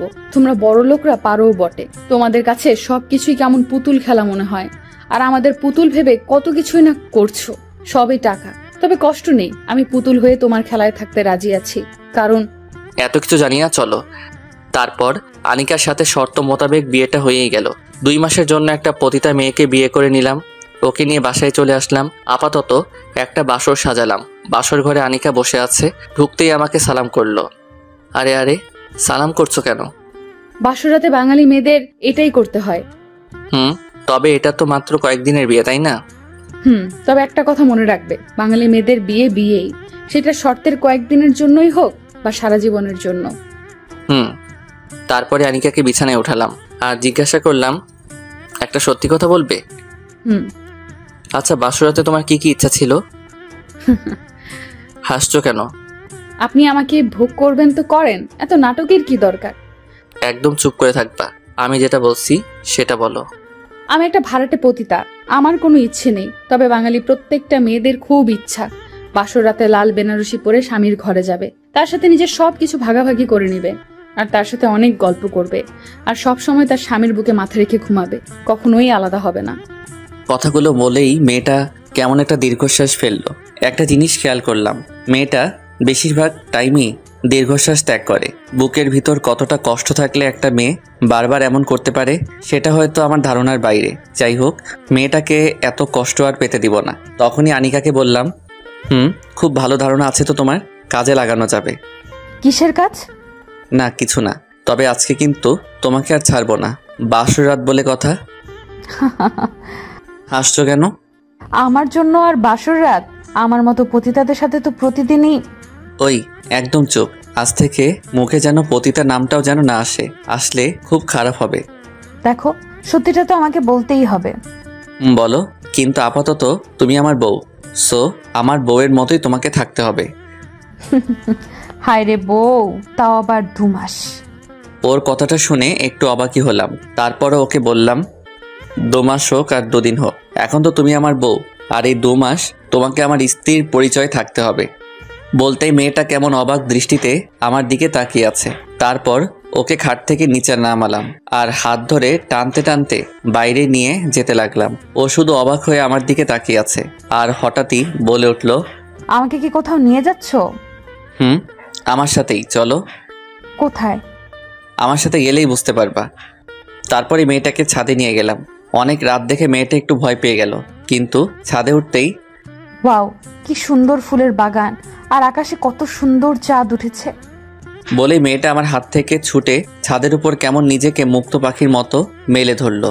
ও একবার ফুলগুলোকে ধরছে, আরেকবার চাঁদের দিকে তাকিয়ে মিটিমিটি হাসছে। রাতে চাঁদের আলোতে গোলাপ ফুলগুলোর সৌন্দর্য আনিকার সৌন্দর্যের কাছেও হার মানছে। চাঁদের আলোতে মেয়েটাকে কেমন অপূর্ব সুন্দর লাগছে। সত্যি তখন আমি অনেক খুশি হয়ে গেলাম, কারণ মেয়েটা আজ খুব খুশি। তখন আকাশের দিকে তাকিয়ে আল্লাহকে মনে মনে একটা ডাক দিয়ে বললাম, আল্লাহ, এই মেয়েটাকে যেন সবসময় এমন হাসি খুশি রাখতে পারি, আর কখনোই যেন ওকে কষ্ট না দেই। বলেই মেয়েটার দিকে তাকালাম। ঠিক তখনই দেখলাম মেয়েটা এক জায়গায় কেমন জড়সড় হয়ে কান্না করতে লাগলো। হঠাৎ করে ওর এমন আচরণ দেখে ভয় পেয়ে গেলাম, আর ও তখন আমার সামনে এসেই বলতে লাগলো, প্লিজ আমাকে এখান থেকে নিয়ে যাও, আমার সহ্য হচ্ছে না। হঠাৎই ওর মুখে এমন কথা শুনে আরও বেশি অবাক হয়ে গেলাম। একটু আগে যে মেয়েটা অনেক হাসি খুশি ছিল, আর মুহূর্তেই ওর কি হয়ে গেল? নিজের পুরনো খারাপ অতীতটা তাকে কষ্ট দিচ্ছে না তো? এই মেয়ে, কান্না করছো কেন? কথা বলো। আমাকে এখান থেকে নিয়ে যাও। কিন্তু কেন? আমার মতো একটা পতিতা এমন নিষ্পাপ ফুল ছুঁতে পারে না, আর এই চাঁদের আলো আমার মতো বাজে মেয়ের উপর মানায় না, কেমন কদাকার দেখায়। বলেই মেয়েটা কান্না করতে লাগলো। এই তুমি এগুলো কি বলছো? একদম উল্টাপাল্টা বলবে না, এখন থেকে তুমি আমার বউ। বলেই ওর চোখের পানিটা মুছে দিলাম, আর ওর কপালে ঠোঁটের উষ্ণতা এঁকে দিলাম। মেয়েটা তখন শুধু নির্বাক হয়ে আমার দিকে অবাক চোখে তাকিয়ে রইল। আর তখনই মেয়েটাকে নিজের সর্বোচ্চ শক্তি দিয়ে জড়িয়ে ধরলাম, আর ও তখন কেমন কেঁপে উঠল। যখন আমার কাছ থেকে ওকে ছুটালাম, তখন ও কেমন করে যেন আমার দিকে তাকিয়ে আছে। হয়তো আনিকা ভাবছে ওর সাথে আমি যা করছি সবই ওকে ভোগ করার জন্য, বা তার অসহায়ত্বর সুযোগ নেওয়ার জন্য। কিন্তু আমার মনে শুধু একটা কথাই, যতদিন বেঁচে থাকবো কোনোভাবেই আর এই মেয়েটাকে কষ্ট দিব না, সব সময় ওর পাশে থাকবো। ওকে নিয়ে ঘরে চলে আসলাম আর বিছানায় শুয়ে পড়লাম। আনিকা তখন আমার পাশে শুয়েছিল, আর তখনই আনিকার কথাটা মনে পড়ল। একটু আগে বলেছিল বাঙালি মেয়েরা চায় সবসময় তার স্বামীর বুকে মাথা রেখে ঘুমাতে, হয়তো ওরও এমনটাই ইচ্ছে ছিল। যাই হোক, তখনই আনিকাকে জড়িয়ে ধরলাম, আর ও একদম চুপ হয়ে শুধু আমাকে দেখছিল। তখন ওর মাথাটা আমার বুকে রাখতে বলে ওকে জড়িয়ে ধরে ঘুমিয়ে পড়লাম। সকালবেলা ঘুম ভাঙতেই দেখলাম মেয়েটা এখনো ঘুমিয়ে আছে। আহ, কি নিষ্পাপ মুখ, একদম ছোট বাচ্চাদের মতো করে ঘুমিয়ে আছে। তখন ওর কপালে আলতো করে একটা চুমু দিতেই ও কেমন জেগে উঠলো, আর আমার দিকে একবার তাকিয়েই নিচু হয়ে গেল। তারপর দুজনে ঘুম থেকে উঠলাম, ফ্রেশ হয়ে খেয়ে দুজনেই হাসপাতালে আনিকার আম্মুর কাছে চলে গেলাম। ওর আম্মু তখন ঘুমাচ্ছিল, ওকে হসপিটালে রেখেই চলে আসলাম। আর আসার আগে ওকে বলে এসেছি কোনো কারণেই যেন বাইরে বের না হয়, সবসময় আম্মুর পাশে যেন থাকে, আর কোনো কিছু লাগলে আমাকে যেন ফোন দেয়। মেয়েটা শুধু মাথা নাড়ছিল। আমি অফিসে চলে গেলাম। আজ অনেক দিন পর অফিস যাচ্ছি। সবাই আমাকে দেখে আজ একটু বেশিই অবাক, কারণ অনেক দিন অফিসে যাই না। যাই হোক, আনিকাকে নিজের লাইফে জড়ানোর সাথে সাথেই ভাবলাম নিজেকেও ঠিক করে ফেলি, ভালো হয়ে যাই, আর ওকে নিয়ে সুখেই থাকি। 15 দিন পর আনিকার আম্মু এখন অনেকটাই সুস্থ, কিন্তু আরও কিছুদিন হসপিটালে থাকতে হবে আর একটা অপারেশন করতে হবে। ওই অপারেশনের ওপরে নির্ভর করবে ওর আম্মু বেঁচে থাকবে নাকি পৃথিবী থেকে বিদায় নিবে। তবে ডাক্তার যতটা আমাকে বলেছে বেঁচে যাবার সম্ভাবনাই বেশি। আর এই কথাগুলো আনিকা জানে না, সে জানে ওর আম্মু সুস্থ আছে আর খুব শীঘ্রই আবার আগের মতো হয়ে যাবে। আনিকা আমার লাইফে আসার পর আমি অনেক পাল্টে গেলাম। আমার অফিস সবকিছু এখন নিয়মিত চলে, তবে এখনও আমার একটা ভালো কাজ বাকি আছে, সেটা হলো আনিকার মামা ওই জানোয়ারের বাচ্চাটাকে শেষ করে দেওয়া। এখন প্রতিদিনই আনিকা আমার বুকে মাথা রেখে ঘুমায়, খুব শান্তি লাগে মনে। কিন্তু সব কিছুর ভিতরে আনিকা কেমন অস্বস্তি ফিল করতো। এই তো সেদিন রাতের বেলা। আনিকা, তুমি কি কাল আমার সাথে আমার অফিসে যাবে? কেন? না, বলছিলাম কি, আমার সাথে একটু ঘোরাঘুরি করলে হয়তো তোমার ভালো লাগতে পারে। ভালো ভালো বলতে আমার জীবনে কিছুই নেই, সবই অন্ধকার। তবে আমার জন্য তোমাকে চিন্তা না করলেও চলবে, তুমি নিজের জন্য চিন্তা করো। ওর এমন কথা শুনে একটু হতাশ হলাম, তারপর আবারও বললাম, চলোই না একটু, তোমার ভালো লাগতে পারে। পরের দিন সকালে আনিকাকে নিয়ে অফিসে গেলাম। সবাই কেমন আমাদের দিকে হা করে তাকিয়ে আছে। আমার সব ফ্রেন্ডদের সাথে ওর পরিচয় করিয়ে দিলাম আর সবাই আমাদেরকে স্বাগত জানালো। ঠিক তখনই আমার অফিসের ম্যানেজার আমার ওখানে আসলো। উনি আসার পরে আনিকা কেমন অস্থির হয়ে যাচ্ছিল, বারবার নিজেকে আড়াল করতে যাচ্ছিল। ঠিক তখনই ম্যানেজার বলে উঠল, স্যার, এই বেশ্যাটাকে আর এখানে কেন? সবার সামনে কথাটা বলতে আনিকা কেমন ভয়ে কাঁপতে লাগলো আর আমার মুখের দিকে তাকিয়ে থরথর করে কাঁপতে লাগলো। সবাই তখন কেমন করে যেন আনিকার দিকে তাকিয়ে রইল। আনিকার চোখ বেয়ে গাল দিয়ে পানি বের হচ্ছিল। ওর চোখে পানি দেখে নিজেকে ঠিক রাখতে পারলাম না। ম্যানেজার সাহেব, ভদ্রভাবে কথা বলুন, এভাবে কথা বলার অধিকার আপনাকে কে দিয়েছে? স্যার, যেটা সত্যি সেটা তো আমাকে বলতেই হবে। এই মেয়ে একটা পতিতা, চরিত্রহীনা, আর ওর সাথে আপনি কত টাকা দিয়ে ভাড়া করেছেন? মালটা কিন্তু... কি বললি কুত্তার বাচ্চা? বলেই সবার সামনে ম্যানেজার মারা শুরু করে দিলাম। সবাই তখন আমাকে থামাতে চেষ্টা করলো, কিন্তু পারছিল না। এক পর্যায়ে সবাই ওরা ম্যানেজারকে বাইরে বের করে দিল। আমার মাথায় তখন রক্ত উঠে পড়েছিল। ঠিক সেই মুহূর্তে আনিকাকে এভাবে কষ্ট দেবার কারণেও খুব কষ্ট লাগছিল। মেয়েটা আসতে রাজি ছিল না, আর আমার কথায়ও এসে সবার সামনে এভাবে সেই নিজের দোষে আজ আবারও কষ্ট পেল। পুরোনো অতীতটা ওকে ভুলাতে গিয়ে মনেও করিয়ে দিলাম। ভাবতে নিজের উপর তখন রাগ হতে লাগলো। তখনই আনিকাকে খুঁজতেই দেখলাম আনিকা নেই। ও গেল কোথায়? ওকে খোঁজা শুরু করলাম, কিন্তু পাচ্ছিলাম না। বুকের ভিতর কেমন অস্থিরতা কাজ করছিল। ও যদি নিজের কোনো ক্ষতি করে ফেলে তাহলে তো নিজেকে আমি ক্ষমা করতে পারবো না। সব দোষ আমার, কেন যে ওকে এখানে আনতে গেলাম। কিন্তু ও কোথায়? খুঁজতে লাগলাম আনিকাকে, কিন্তু পাচ্ছি না। অফিসে দারোয়ানকে জিজ্ঞাসা করতেই বললো ও নাকি বেরো হয়নি। তাহলে গেল কোথায়? খুব কষ্ট লাগছিল, নিজের একটু ভুলের জন্য ওকে হারিয়ে ফেলবো না তো। হঠাৎ অফিসের একটা কর্মচারী এসে বললো ও নাকি ছাদে গেছে। তাই আর এক মুহূর্ত দেরি করলাম না, একটা দৌড় মারলাম আর ছাদে চলে গেলাম। দেখলাম মেয়েটা ছাদ থেকে ঝাঁপ দিতে যাচ্ছে। ঠিক তখনই মেয়েটার হাত ধরে ফেললাম। এই তো সাহস হলো কিভাবে এভাবে নিজেকে শেষ করে দেবার? আমি বাঁচতে চাই না। আজ আমার জন্য তোমার কত বড় ক্ষতি হয়ে গেছে। একদম কোনো কথা বলবি না, আমার কিছুই হয়নি। ঠিক তখনই মেয়েটা আমার পায়ে পড়ে গেল। আজ আমাকে হেল্প করতে এসে আপনাকে কতটা অপমান সহ্য করতে হচ্ছে, সবার সামনে আপনাকে কত ছোট হতে হচ্ছে। প্লিজ আনিকা, এভাবে বলো না। শব্দ সামার, আমি তোমাকে না আনলে হয়তো তোমাকে এই অপমান সহ্য করতে হতো না। তুমি আমাকে মাফ করে দাও আমার জন্যই। এই তুমি এগুলো কি বলছো? আমার কোনো সমস্যা হয়নি, আমি তো পতিতা, তাই না? আর পতিতাদের এগুলো শুনে কোনো সমস্যা হয় না। তবে তোমার... বলে আবার কান্না শুরু করে দিল। দেখো, একদম কান্না করবা না। আর মরতে যাচ্ছ কেন? তুমি যদি মরে যাও তোমার মাকে কে বাঁচাবে? মায়ের জন্যই তো বেঁচে আছি, কিন্তু আমি যা নিতে পারছি না। ওই মানুষটা আমার জীবনটাকে শেষ করে দিছে, শেষ করে দিছে। বলে কান্না করতে লাগলো। কোন মানুষটা? না, কিছু না। কোন মানুষ আমাকে বলো। না, কেউ না। বলো বলছি। আর ওই ম্যানেজার তোমাকে কিভাবে চিনে? কান্না করতেই লাগলো। বলো বলছি, ও তোমাকে কিভাবে চিনলো? ও আমাকে চেনে, কারণ ওই আমার মামা। কথাটা শুনে মাথাটা নষ্ট হয়ে গেল। কি, যে জানোয়ারের বাচ্চাটাকে আমি শেষ করার জন্য ভাবছি, যে জানোয়ারটা একটা মেয়ের সুন্দরভাবে বাঁচার অধিকার নষ্ট করে দিচ্ছে, যে জানোয়ারের বাচ্চা একটা পবিত্র দেখে জানোয়ারের মতো ঝাঁপিয়ে পবিত্র সম্পর্ক নষ্ট করে মেয়েটাকে অপবিত্র করেছে, সে আমার কোম্পানিরই ম্যানেজার। তাকে তো আমি শেষই করে দিব। মৃত্যুর যন্ত্রণা যে কতটা কষ্টের তাকে আমি বুঝিয়ে দিব। তুই মরার জন্য প্রস্তুত হ, কুত্তার বাচ্চা। আমাকে এই অন্ধকারে তুলে আনার কারণ কি? আর আপনি কে? তোর জম। আপনি সামনে আসুন আর আমাকে প্লিজ ছেড়ে দিন। আমাকে কেন তুলে এনেছেন? কেউ লাইটটা অন করো। ঠিক তখনই লাইট অন হয়ে গেল। আর লাইট অন হতে উনি বলে উঠল, স্যার আপনি? ম্যানেজার সাহেব কেমন আছেন? খুব ভালো। আচ্ছা ম্যানেজার সাহেব, এভাবে ঘামছেন কেন? আমাকে লোক দিয়ে কেন উঠিয়ে এনেছেন? শুধুমাত্র কিছু হিসাব নিকাশের জন্য। ওইগুলো তো অফিসে মেটাতে পারতেন, আর আমি সব হিসাব তো আপনাকে দিয়ে দিয়েছি। ম্যানেজার সাহেব, অফিসের হিসাব অফিসে দিচ্ছেন, কিন্তু জীবনের হিসাব একটু মিলিয়ে নিব না? মানে কি স্যার? আচ্ছা ম্যানেজার সাহেব, আপনাকে কিছু প্রশ্ন করব।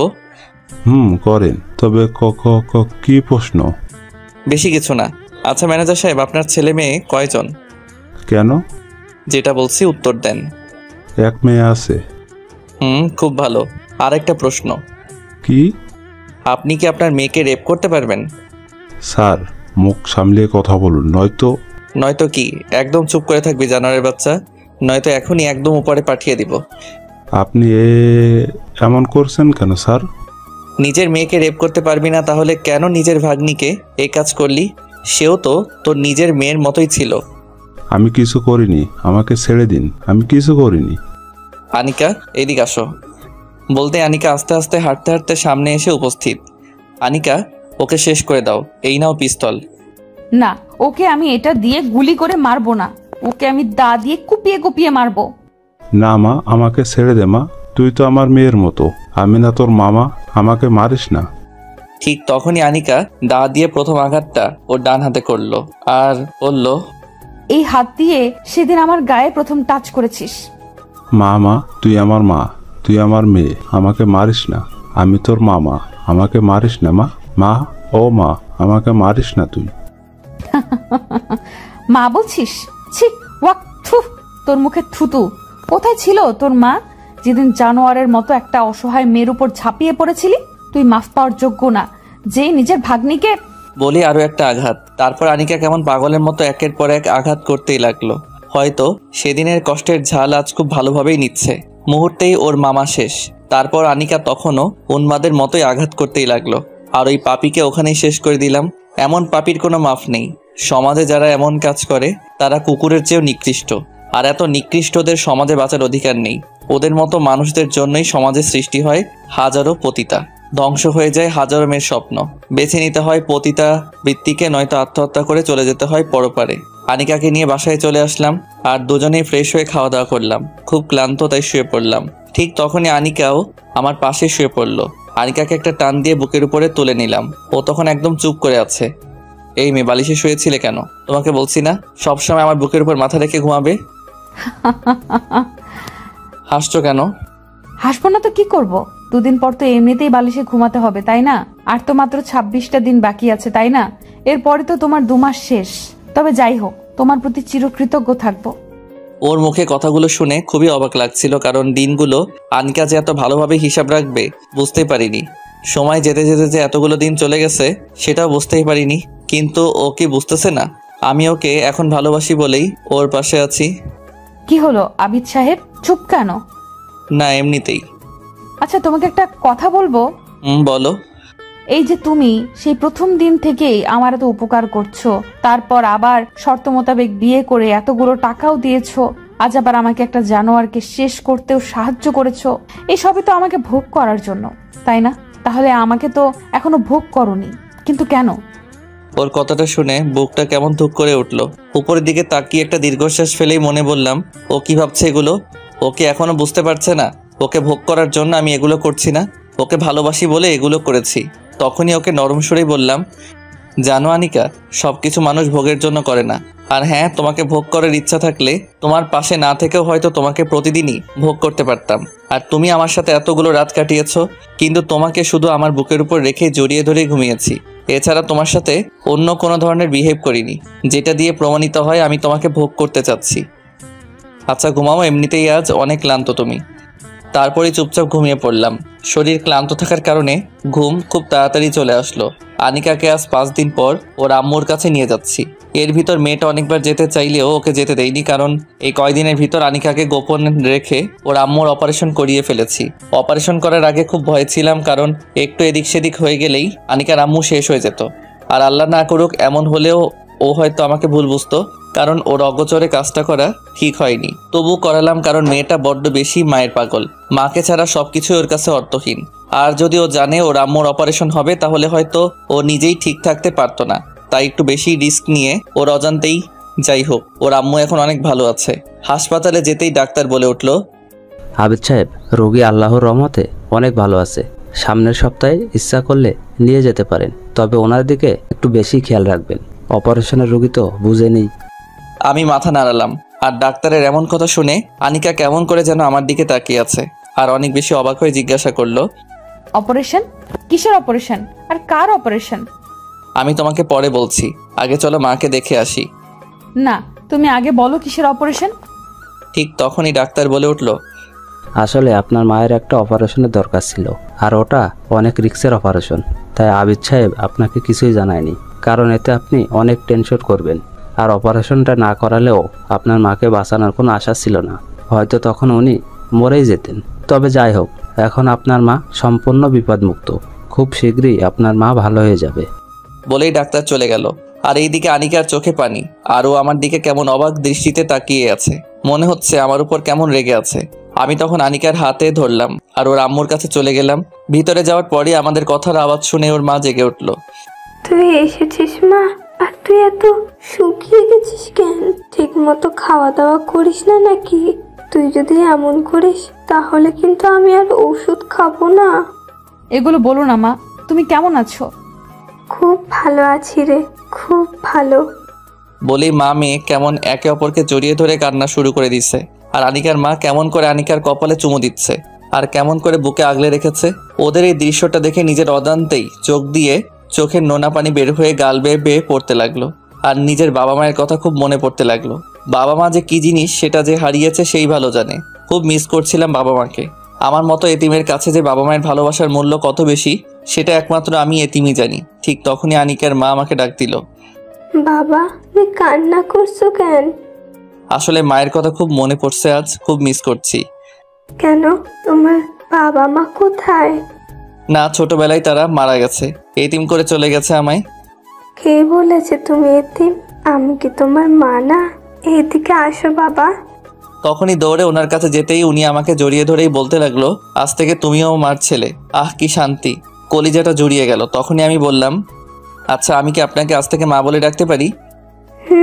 কেন পারবে না, অবশ্যই ডাকবে। খুব খুশি লাগছিল। আর তখন একটা ফোন আসলো। আচ্ছা মা, আমি একটু বাইরে থেকে কথা বলে আসছি, আপনারা কথা বলুন। যাও বাবা। তারপরে আমি বাইরে বের হয়ে গেলাম। প্রায় 20 মিনিট পর ভিতরে যাব, তখনই দরজা বাইরের থেকে শুনতে পেলাম, মারে, ছেলেটা কে? এই তো আমার ক্ষণিকের ফ্রেন্ড। মারে, ছেলেটা অনেক ভালো রে। তুই জানোস ছেলেটা এই কয়টা দিন কিভাবে আমার পিছনে খাটছে? কত সময় আমার পিছনে শেষ করছে, প্রত্যেকটা দিন আমার সেবা করছে। তোমার অপারেশন হয়েছে আমাকে বলেনি কেন? আমি নিষেধ করেছিলাম, কারণ তুই শুনলে অনেক ভেঙে পড়বি। তবে যাই হোক, ছেলেটাকে আমার খুব ভালো লেগেছে। এমন একটা ছেলে যদি... থাক মা, আর বলো না। কেন? কারণ ও অনেক বড় লোক। তারপরও রে মা, আমার মনে হয় ওই ছেলেটা তোরে ভালোবাসে, নয়তো... মা আর বলো না প্লিজ। ওদের কাছে ভালোবাসার কোনো মূল্য নেই। ওরা বড় লোক, তাই ওদের কাছে মেয়েরা খেলার পুতুল। খেলা শেষ হলেই সব শেষ। আর আমি তার যোগ্য না মা, আর অযোগ্য হয়ে আমি কারো পরিহাসের করুণার পাত্রী হতে চাই না। বলেই মেয়েটা কেমন কান্না করে দিল। বাইরে থেকে কথাগুলো নিজেরই কান্না এসে গেল। তার মানে এতদিনে ওর মনে একটু ভালোবাসা আমি তৈরি করতে পারিনি, আর একটু জায়গাও তৈরি করতে পারলাম না। নাকি ওর অতীতের কারণে ও আমাকে ওর জীবনে জড়াতে চায় না। বাইরে থেকে একটা কাশির আওয়াজ দিয়ে ভিতরে ঢুকলাম। আমাকে দেখে আনিকা তাড়াতাড়ি করে নিজের চোখের পানি মুছে ফেললো। আমি আর বেশি কিছু বললাম না। ভিতরে গিয়ে অফিসে কাজ আছে বলেই বের হয়ে গেলাম। তারপর বাসায় এসে চুপ করে শুয়ে রইলাম। ভাবতে লাগলাম কি করব। ওর সাথে প্রায় 2টা মাস কেটে গেল, 10টা দিন মাত্র বাকি। এতগুলো দিনেও কি ও আমাকে একটু বুঝতে পারলো না? ভাবতে ভাবতেই বিছানায় ঘুমিয়ে পড়লাম। হঠাৎই কারো ডাকে আমার ঘুম ভাঙলো। চোখ খুলতেই দেখলাম আনিকা। আমার দিকে কেমন অবাক করা দৃষ্টিতেই তাকিয়ে রইল মেয়েটা। আস্তে আস্তে খাটের একটা কর্নারে এসে বলল, তুমি ঠিক আছো তো? তোমার কিছু হয়নি তো? কোনো সমস্যা? আর কখন বাসায় আসছো? একসাথেই কথাগুলো জিজ্ঞাসা করলো। হয়তো আমি বাসায় এসে শুয়ে আছি আর ওকে জানাইনি বলে প্রশ্নগুলো করছে। এই তো হসপিটাল থেকে সোজা বাসায় চলে আসছি। অফিসে যাওনি? না। কেন? এমনিতেই। ভালো, কিন্তু আমাকে তো একটু বলতে। বলতে গিয়েও আনিকা আর কিছু বলল না, কথাটা অপূর্ণই রেখে দিল। আনিকার প্রতি খুব রাগ হচ্ছিল। ও কি একটু বুঝতে পারছে না তাকে আমি কতটা ভালোবাসি? ও কি আমাকে একটু বুঝবে না, নাকি বুঝতেই চায় না? ওর প্রতি বুক ভরা অভিমান নিয়ে চুপ করেই শুয়ে রইলাম। তুমি খাবে না? না খেয়ে শুয়ে থাকবা? তোমার খেতে ইচ্ছে করলে তুমি খেয়ে তারপর ঘুমিয়ে পড়ো, আমাকে আর ডাকবে না। তুমি খাবে না? আর আমি ডাকবো না কেন? ওই ডাকবে না তো ডাকবে না, আর একটা যদি ডাক দাও তাহলে। তোমাকে আর বলতে হবে না। আর আমি এভাবে বলার কারণে লজ্জিত। আসলে নিজের অবস্থানের কথাটা ভুলেই গেছি। আর তো মাত্র 10 দিন, তারপরে তো চলে যাব। ওর চলে যাবার কথাটা শুনে বুক ফেটে কান্না আসছিল, খুব কষ্ট লাগছিল। মনে মনে বলছিলাম, হায় রে আনিকা, একটু রাগ দেখালাম বলে খুব সহজে উল্টাপাল্টা বুঝে নিলে। কিন্তু তোমাকে ভালোবাসি বলে যে তোমার পাশে থাকতে চাচ্ছি, সেটা তুমি হয়তো কখনোই আর বুঝবে না বলে বুক ফাটা একটা দীর্ঘশ্বাস ফেললাম। এরপরও ও কয়েকবার ডেকেছিল খেতে, কিন্তু ওর প্রতি একটু রাগ নিয়ে আবার নিষেধ করার কারণে আর ডাকিনি। চুপচাপ শুয়ে রইলাম, বুকটা খা খা করছিল। ওকে বুকের সাথে মিশিয়ে খুব শক্ত করে জড়িয়ে ধরে বলতে ইচ্ছে করছিল, আনিকা, খুব ভালোবাসি তোমায়, খুব বেশি ভালোবাসি। আমাকে না কখনো ছেড়ে যাবার কথা বলো না। কিন্তু সেদিন মনের ভেতরের আর্তনাদগুলো মুখ করে বের করতে পারলাম না। কিছুক্ষণ পর আনিকাও আমার পাশে শুয়ে পড়লো। প্রতিদিন পাগলিটাকে বুকে নিয়ে ঘুমাই, আমার বুকটা ওর জন্য বালিশ বানিয়ে দেই। কিন্তু আজ অভিমান করে ওকে আর আমার বুকে টেনে নিলাম না। ভাবলাম ও হয়তো আমাকে বলবে, আবিদ, আমি না তোমার ওই বুকে অনেক শান্তি পাই। আমাকে সব সময় তোমার ওই বুকের মধ্যেই রাখবা। আর আজকে আমাকে রাগ করে কেন বালিশে শুয়ে থাকতে বলছো? আমি কিন্তু তোমার বুকেই ঘুমাবো। কিন্তু আফসোস, আনিকা এগুলো বলবে তো দূরে থাক, ওর কল্পনায়ও এগুলো আসে না। আর হয়তো আমার সাথে শর্তের কারণে যতটুকু থাকছে, নয়তো ও হয়তো আমার কাছে কখনোই থাকতো না। বিছানায় ওর অপর দিকে মুখ করে বালিশে চোখ ভিজাচ্ছিলাম, লাইটটা অফ আছে, তাই হয়তো ওর চোখে আমার চোখের পানি পড়বে না। চোখে নোনা জল ফেলতে ফেলতে কখন যে ঘুমিয়ে পড়ছি বুঝতেই পারিনি। হঠাৎই কারো চিৎকার শুনে ঘুম থেকে লাফিয়ে উঠলাম। লাফিয়ে উঠতে চাইলেও তখন আমি উঠতে পারলাম না, কারণ এর আগে আনিকা আমাকে খুব শক্ত করে জড়িয়ে ধরে চিৎকার করে কান্না করতে লাগলো আর বলতে লাগলো, প্লিজ মামা, আমাকে ছেড়ে দাও। আমার সর্বনাশ করো না মামা। তুমি না আমার বাবার মতো। তুমি তো জানোই আমার বাবা নেই। প্লিজ আমাকে এই পতিতালয়ে ফেলে যেও না মামা, যেও না মামা। মামা কথাগুলো বলছিল আর মামা মামা বলেই আনিকা চিৎকার করে কান্না করতে লাগলো। আর ভয়ে কাঁপতে কাঁপতে আমাকে অনেক শক্ত করে জড়িয়ে ধরতে লাগলো। হয়তো আমার বুকের ভিতরেও ঢুকেই যাবে, নয়তো আমার সাথে মিশে যাবে। আনিকাকে শান্ত করার জন্য ওকে ডাকতে লাগলাম, কিন্তু ও যেন শুনছেই না। এ আনিকা, আনিকা, তোমার কি হয়েছে? আর কোথায় তোমার মামা? ওনাকে তো তুমি নিজ হাতে শেষ করে দিছো আনিকা। এই দেখো, এখানে কেউ নেই। আনিকা, এই আনিকা, এই দেখো আমি আছি তো, কেউ তোমাকে কিচ্ছু করতে পারবে না। একবার মার দিকে দেখো। অনেক বলার পরে আনিকা ধীরে ধীরে শান্ত হয় আর কেমন অসহায়ের মতো আমার মুখের দিকে তাকিয়ে রইল। বুঝতে পারলাম মেয়েটা হয়তো বাজে কোনো স্বপ্ন দেখে ভয় পাইছে। তখনও ও আমাকে জড়িয়ে ধরেই আছে। ও হঠাৎ কি বোঝে যেন ও নিজেকে ছুটিয়ে নিতে চাইলো, কিন্তু সেটা আর হতে দিলাম না, কারণ সেই মুহূর্তেই আনিকাকে আমি আমার নিজের সমস্ত শক্তি দিয়ে জড়িয়ে ধরে রইলাম। আর ও তখন কিছুই বলল না, শুধু চুপচাপ দেখছে। আনিকার মাথাটা তখন আমার বুকের মাঝে। তখন ওর মুখটা একটু সামনে আনলাম আর আস্তে করে ওর চোখের পানিটুকু মুছে দিলাম। অনেকক্ষণ পর আনিকা যখন স্বাভাবিক হয়, এই পাগলি, তোমার কিচ্ছু হবে না। এই পাগলিটা যে তোমার কিচ্ছু হতে দিবে না, সব সময় এই বুকে আগলে রাখবে, কখনোই আলাদা হতে দিবে না। ও শুধু মাথা নাড়ালো।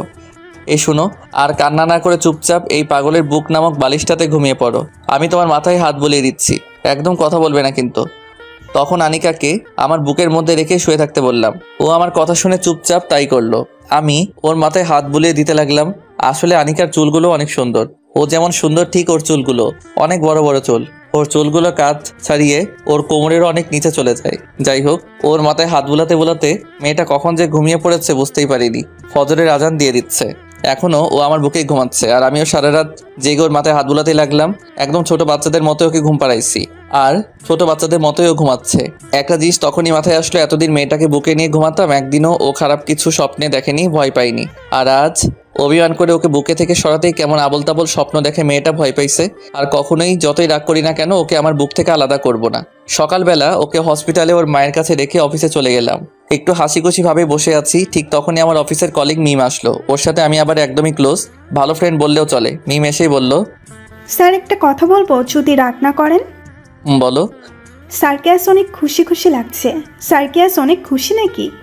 না আসলে বুঝতে পারছি স্যার, ব্যাপারটা ভাবিকে নিয়ে, তাই তো? তো কাল পহেলা বৈশাখে ভাবিকে নিয়ে কি কি প্ল্যান আছে? পয়লা বৈশাখ? কে, আপনি কি জানেন না নাকি? কোন দেশে থাকেন স্যার? আরে থাকি তো বাংলাদেশেই, কিন্তু বুঝতে পারছি। আপনি তো চলে গেছেন ভাবির সাথে প্রেমের দেশে, আর যার কারণেই সব ভুলে গেছেন, তাই না স্যার? মাথায় হাত দিয়ে শুধু চুলকাচ্ছি। কি হলো স্যার, ধরে ফেললাম তো? আগে বলেই দুজনে হো হো করে হেসে উঠলাম। তখনই আমি ওকে বললাম, আচ্ছা মিম, পয়লা বৈশাখে তোমার ভাবিকে কিভাবে অনেক খুশি করা যায় বলো তো? আসলে স্যার, বাঙালি মেয়েরা তার স্বামীর কাছ থেকে তেমন কিছুই চায় না, শুধু চায় স্বামীর একটু ভালোবাসা। তবে কাল ভাবিকে নিয়ে বৈশাখী মেলায় ঘুরতে পারেন, এতে ভাবি অনেক খুশি হতে পারে। থ্যাংক ইউ মিম, কিন্তু দুজনে কি পরে গেলে ভালো হয়? স্যার, পোশাক বলতে কাল কিন্তু অবশ্যই ভাবিকে সাদা আর লাল রঙের মিশ্রণের একটা শাড়ি, খোপায় ফুল পরে সাজতে বলবেন। আর আপনি সাদা পায়জামা আর একটি লাল ফতুয়া বা পাঞ্জাবি পরে গেলে হয়তো অনেক ভালোই হবে। থ্যাংক ইউ মিম, এত থ্যাংক ইউ বলে অফিস থেকে বের হয়ে সরাসরি মার্কেটে চলে গেলাম। ওর জন্য একটা লাল সাদা মিশ্রণে একটা বৈশাখী শাড়ি সহ সবকিছু কিনে বাসায় গেলাম। বাসায় যেতে যেতে রাত হয়ে গেল। ওকে রাতে কিছুই দেখালাম না। খুব ভালো লাগছে, কাল সারাটা দিন মেয়েটার সাথে কাটাবো। ওর হাত ধরে হাঁটবো, ঘুরবো, অনেক মজা করব। রাতে খুশিতে ঘুমিয়ে আসছে না। আনিকাকে বুকে রেখে শুয়ে পড়লাম আর একটু পরপর ওর দিকে তাকিয়ে মুচকি হাসতে লাগলাম। আমার পাগলিটাকে কাল আমি নিজ হাতে সাজাবো, কত সুন্দর লাগবে ওকে। ওর দিকে একটু পরপরই তাকিয়ে মুচকি হাসছিলাম। হয়তো ও আমাকে আজকে পাগল বলবে, কারণ বিষয়টা ও একটু অন্যরকমভাবে নিচ্ছিল। যেভাবে নিক আমার কি, আমি তো খুব খুশি।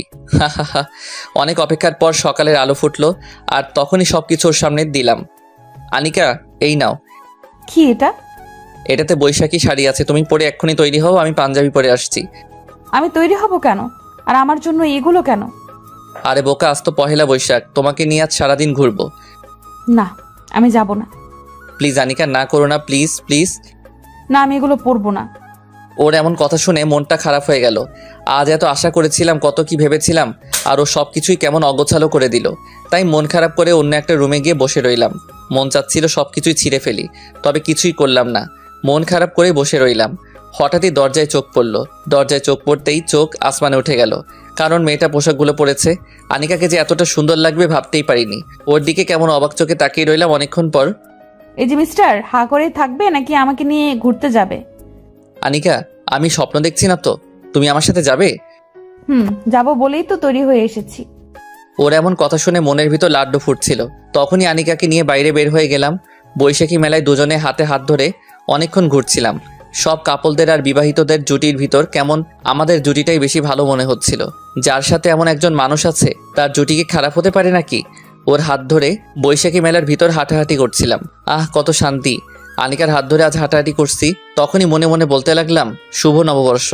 আর এই শুভ নববর্ষ আমার জন্য শুভ দিন। ভাবতেই কেমন খুশিতে মন আনচান করছিল। ঠিক তখনই একটা ছোট বাচ্চা এসে আনিকার কাপড়ের আঁচল ধরে টানতে লাগলো। বাচ্চাটা একদমই খালি গায়ে আর পরনে শুধু একটা শর্ট প্যান্ট, তাও সেটা অনেক নোংরা আর ছেঁড়া। বয়স আনুমানিক 8 থেকে 9 বছর। এইটুকু একটা বাচ্চার এমন অবস্থা দেখলে কান্না বুকটা কেঁপে উঠবে। ওই বাচ্চাটা আনিকার কাপড় ধরে বলতে লাগলো, আফা 2টা টেহা দেন না, খুব ক্ষুধা লাগছে, দেন না আফা 2টা টেহা।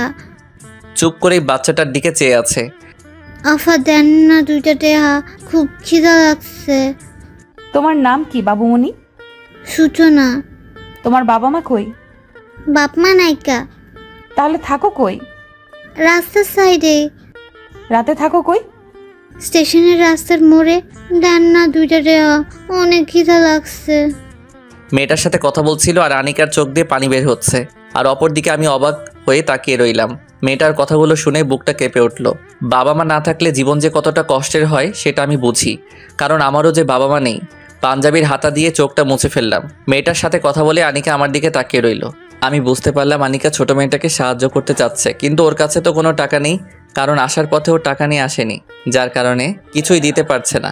তখনই আমি মাটিতে হাঁটু গেড়ে, সূচনা সাহেব 2টা টেহা দেন। আমার সাথে যাবে? কই নিয়ে যাইবেন আমারে? তোমাকে ভালো একটা স্কুলে নিয়ে যাব। সেখানে তুই বন্ধুদের সাথে গল্প করবা, লেখাপড়া করবা, খেলাধুলা করবা। যাবে আমার সাথে? ও জামু, কিন্তু খাইতে দিবেন তো? আর কি কি কাম করতে হইব? আমি কিন্তু বেশি কাম পারি না। মেয়েটার কথাটা শুনে একদমই অবাক হয়ে গেলাম। এইটুকু একটা মেয়ে কি বলে এসব? তোমার কাজ করতে হবে না, চলো আমার সাথে। আর তোমার আরও বন্ধু আছে, আছে। তাদের কাছে আমাকে নিয়ে যাও। আইন আমার লগে।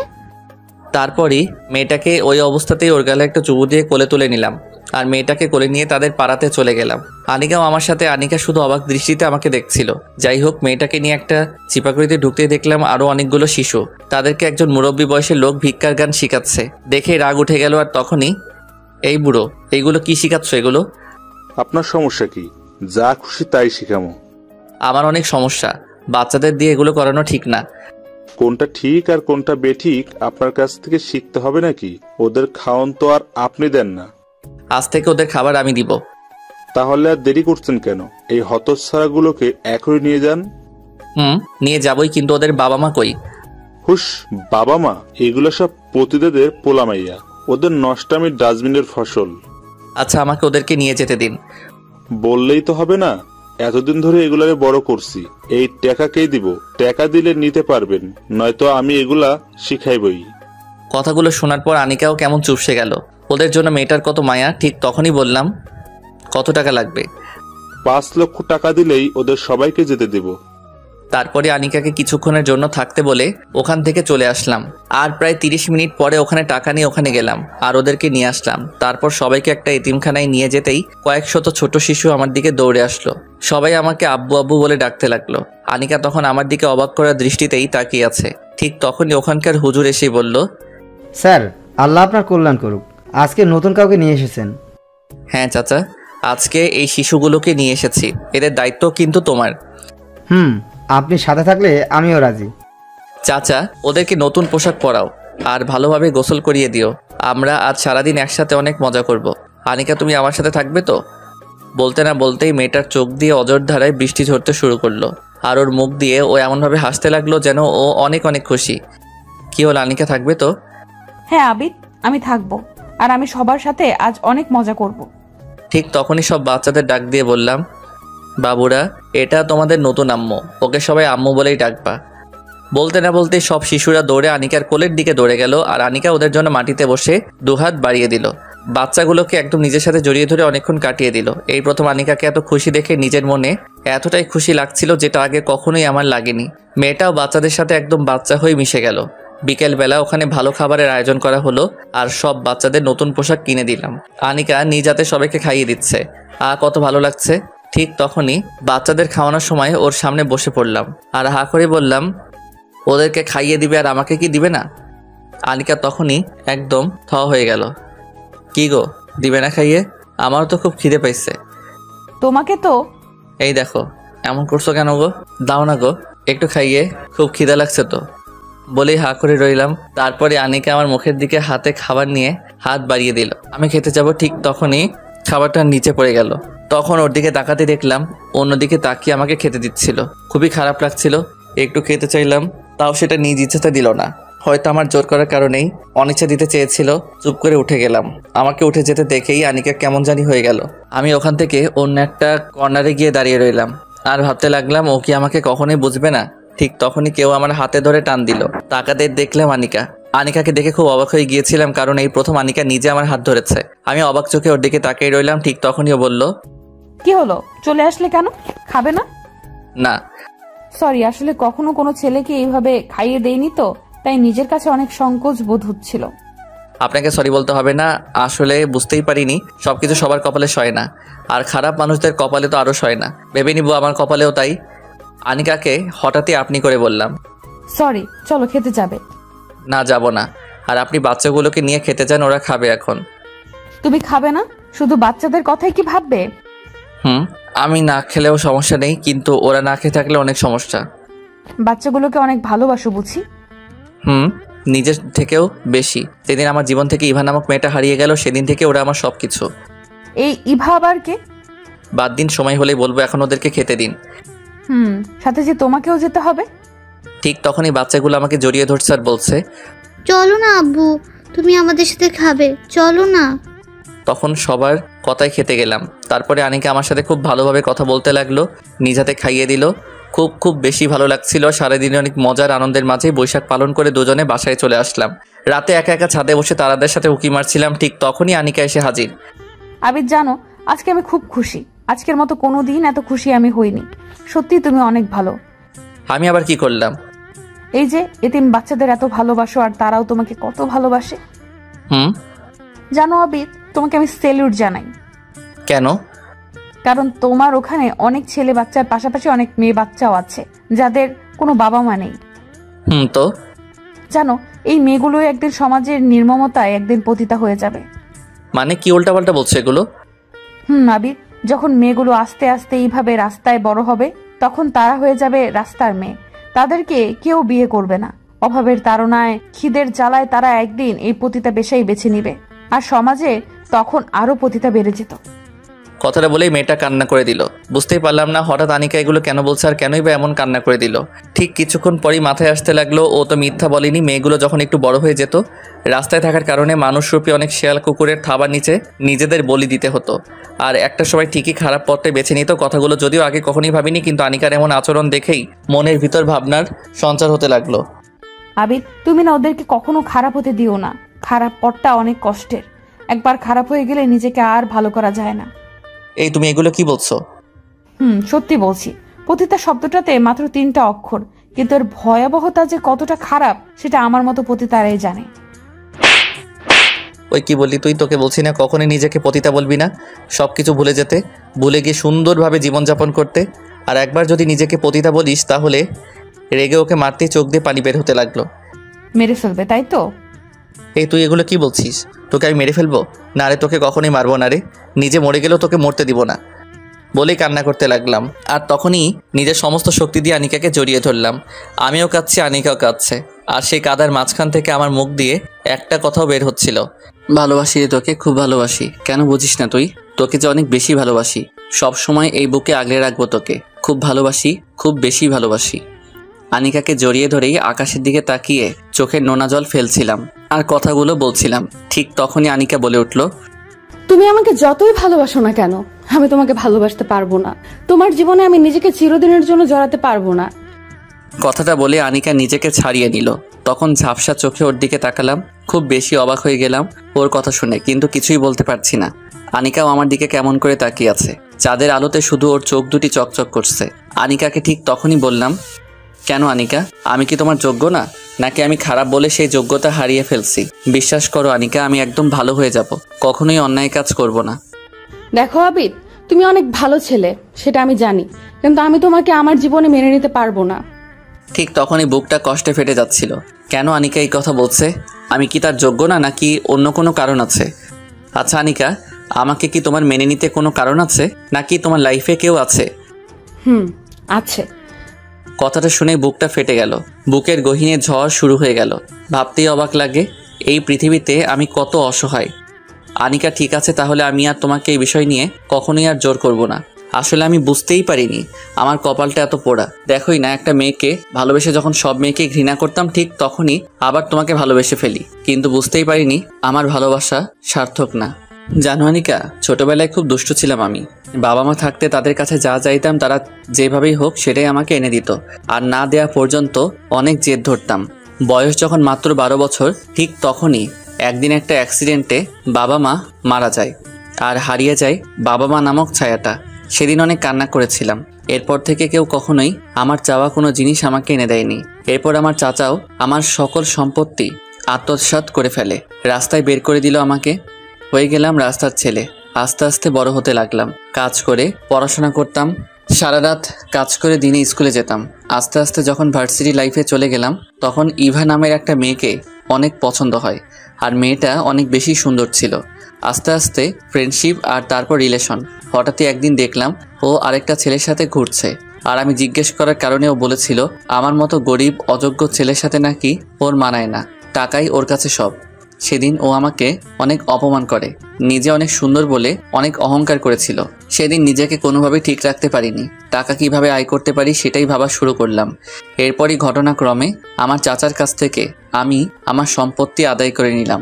বাবার সম্পদ পেয়ে হয়ে গেলাম কোটিপতি। কোটিপতি হবার পরই সুন্দরী মেয়েদেরকে অনেক ঘৃণা করি, কারণ ইভার সেই চরিত্রটা আমার সামনে ভেসে আছে।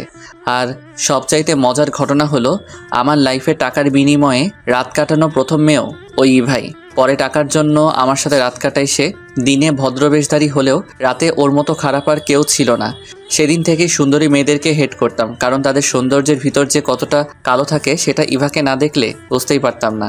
যাই হোক, এরপর আর কোনো মেয়েকে কখনোই ভালোবাসিনি, কারণ তখন আমি নিজেই খারাপ জগতের বাসিন্দা।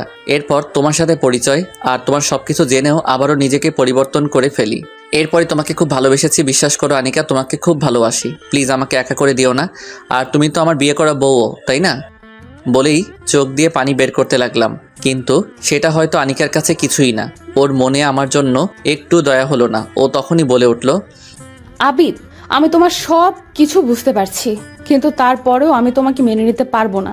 তবে দোয়া করি তুমি যেন ভালো একটা মেয়েকে বউ করতে পারো। আর তুমি এখন অনেক ভালো একটা ছেলে, তোমাকে যে কেউ পছন্দ করবে। আর আমার মতো খারাপ একটা মেয়েকে নিয়ে বেশি কিছু ভেবো না, আর ভাবলে ভুল করবে। আর একটা কথা মনে রেখো, আমি তোমার 2 মাসের জন্য বউ হয়েছি, সারা জীবনের জন্য না। আর সেই 2 মাস পার হতে আর মাত্র 7 দিন বাকি, এরপরই আমি চলে যাব। একটানা কথাগুলো বলেই আনিকা ছাদ থেকে চলে গেল আর রেখে গেল আমাকে। নিজেকে তখন অনেক বড় অসহায় লাগছিল। মনে হচ্ছে এই পৃথিবীতে আমার চেয়ে বড় অসহায় আর কেউ নেই। চোখ দুটো বারবারই ঝাপসা হয়ে যাচ্ছিল। ভাবতেই অবাক লাগে, আমার জীবনে ভালোবাসা বলতে কোনো জিনিস নেই। যাকে যাকে ভালোবাসলাম তারাই দূরে ঠেলে দিল আমায়। অনেকক্ষণ ছাদে একা একা দাঁড়িয়ে চোখের জল ফেলেছিলাম। চোখ দুটো অনেক ফুলে গেছে, মনে হচ্ছে অনেক ঘুম পাচ্ছে। তাই রুমে চলে গেলাম। গিয়ে দেখলাম আনিকা নিজের মতো করে ঘুমিয়ে আছে। আনিকাকে আর জাগালাম না, চুপ করে খাটে শুতে গেলাম, কিন্তু শুয়ে থাকতে পারলাম না। আজ কেন জানি ওর সাথে শুয়ে থাকতে খুব বেশি কষ্ট হচ্ছে। বারবার মনে হচ্ছে আর তো মাত্র কয়েকটা দিন, এরপর তো আমাকে একাই থাকতে হবে। খাট থেকে নেমে পড়লাম, তারপর সোফায় গিয়ে শুয়ে পড়লাম। কখন ঘুমিয়ে পড়েছি সেটা হয়তো মনে নেই, তবে যখন ঘুমটা ভেঙে গেছে তখন ঠিক ঘড়িতে রাত 3টা বেজে 39 মিনিট। একদমই ঘুম আসছে না, ঘুমহীনভাবে রাতটা কেটে গেল। সকালবেলা আনিকাকে হসপিটালে রেখে অফিসে চলে গেলাম। অফিস থেকে ফিরে আবার হসপিটালে গেলাম, কারণ আজকে আনিকার আম্মুকে বাসায় নেওয়ার কথা।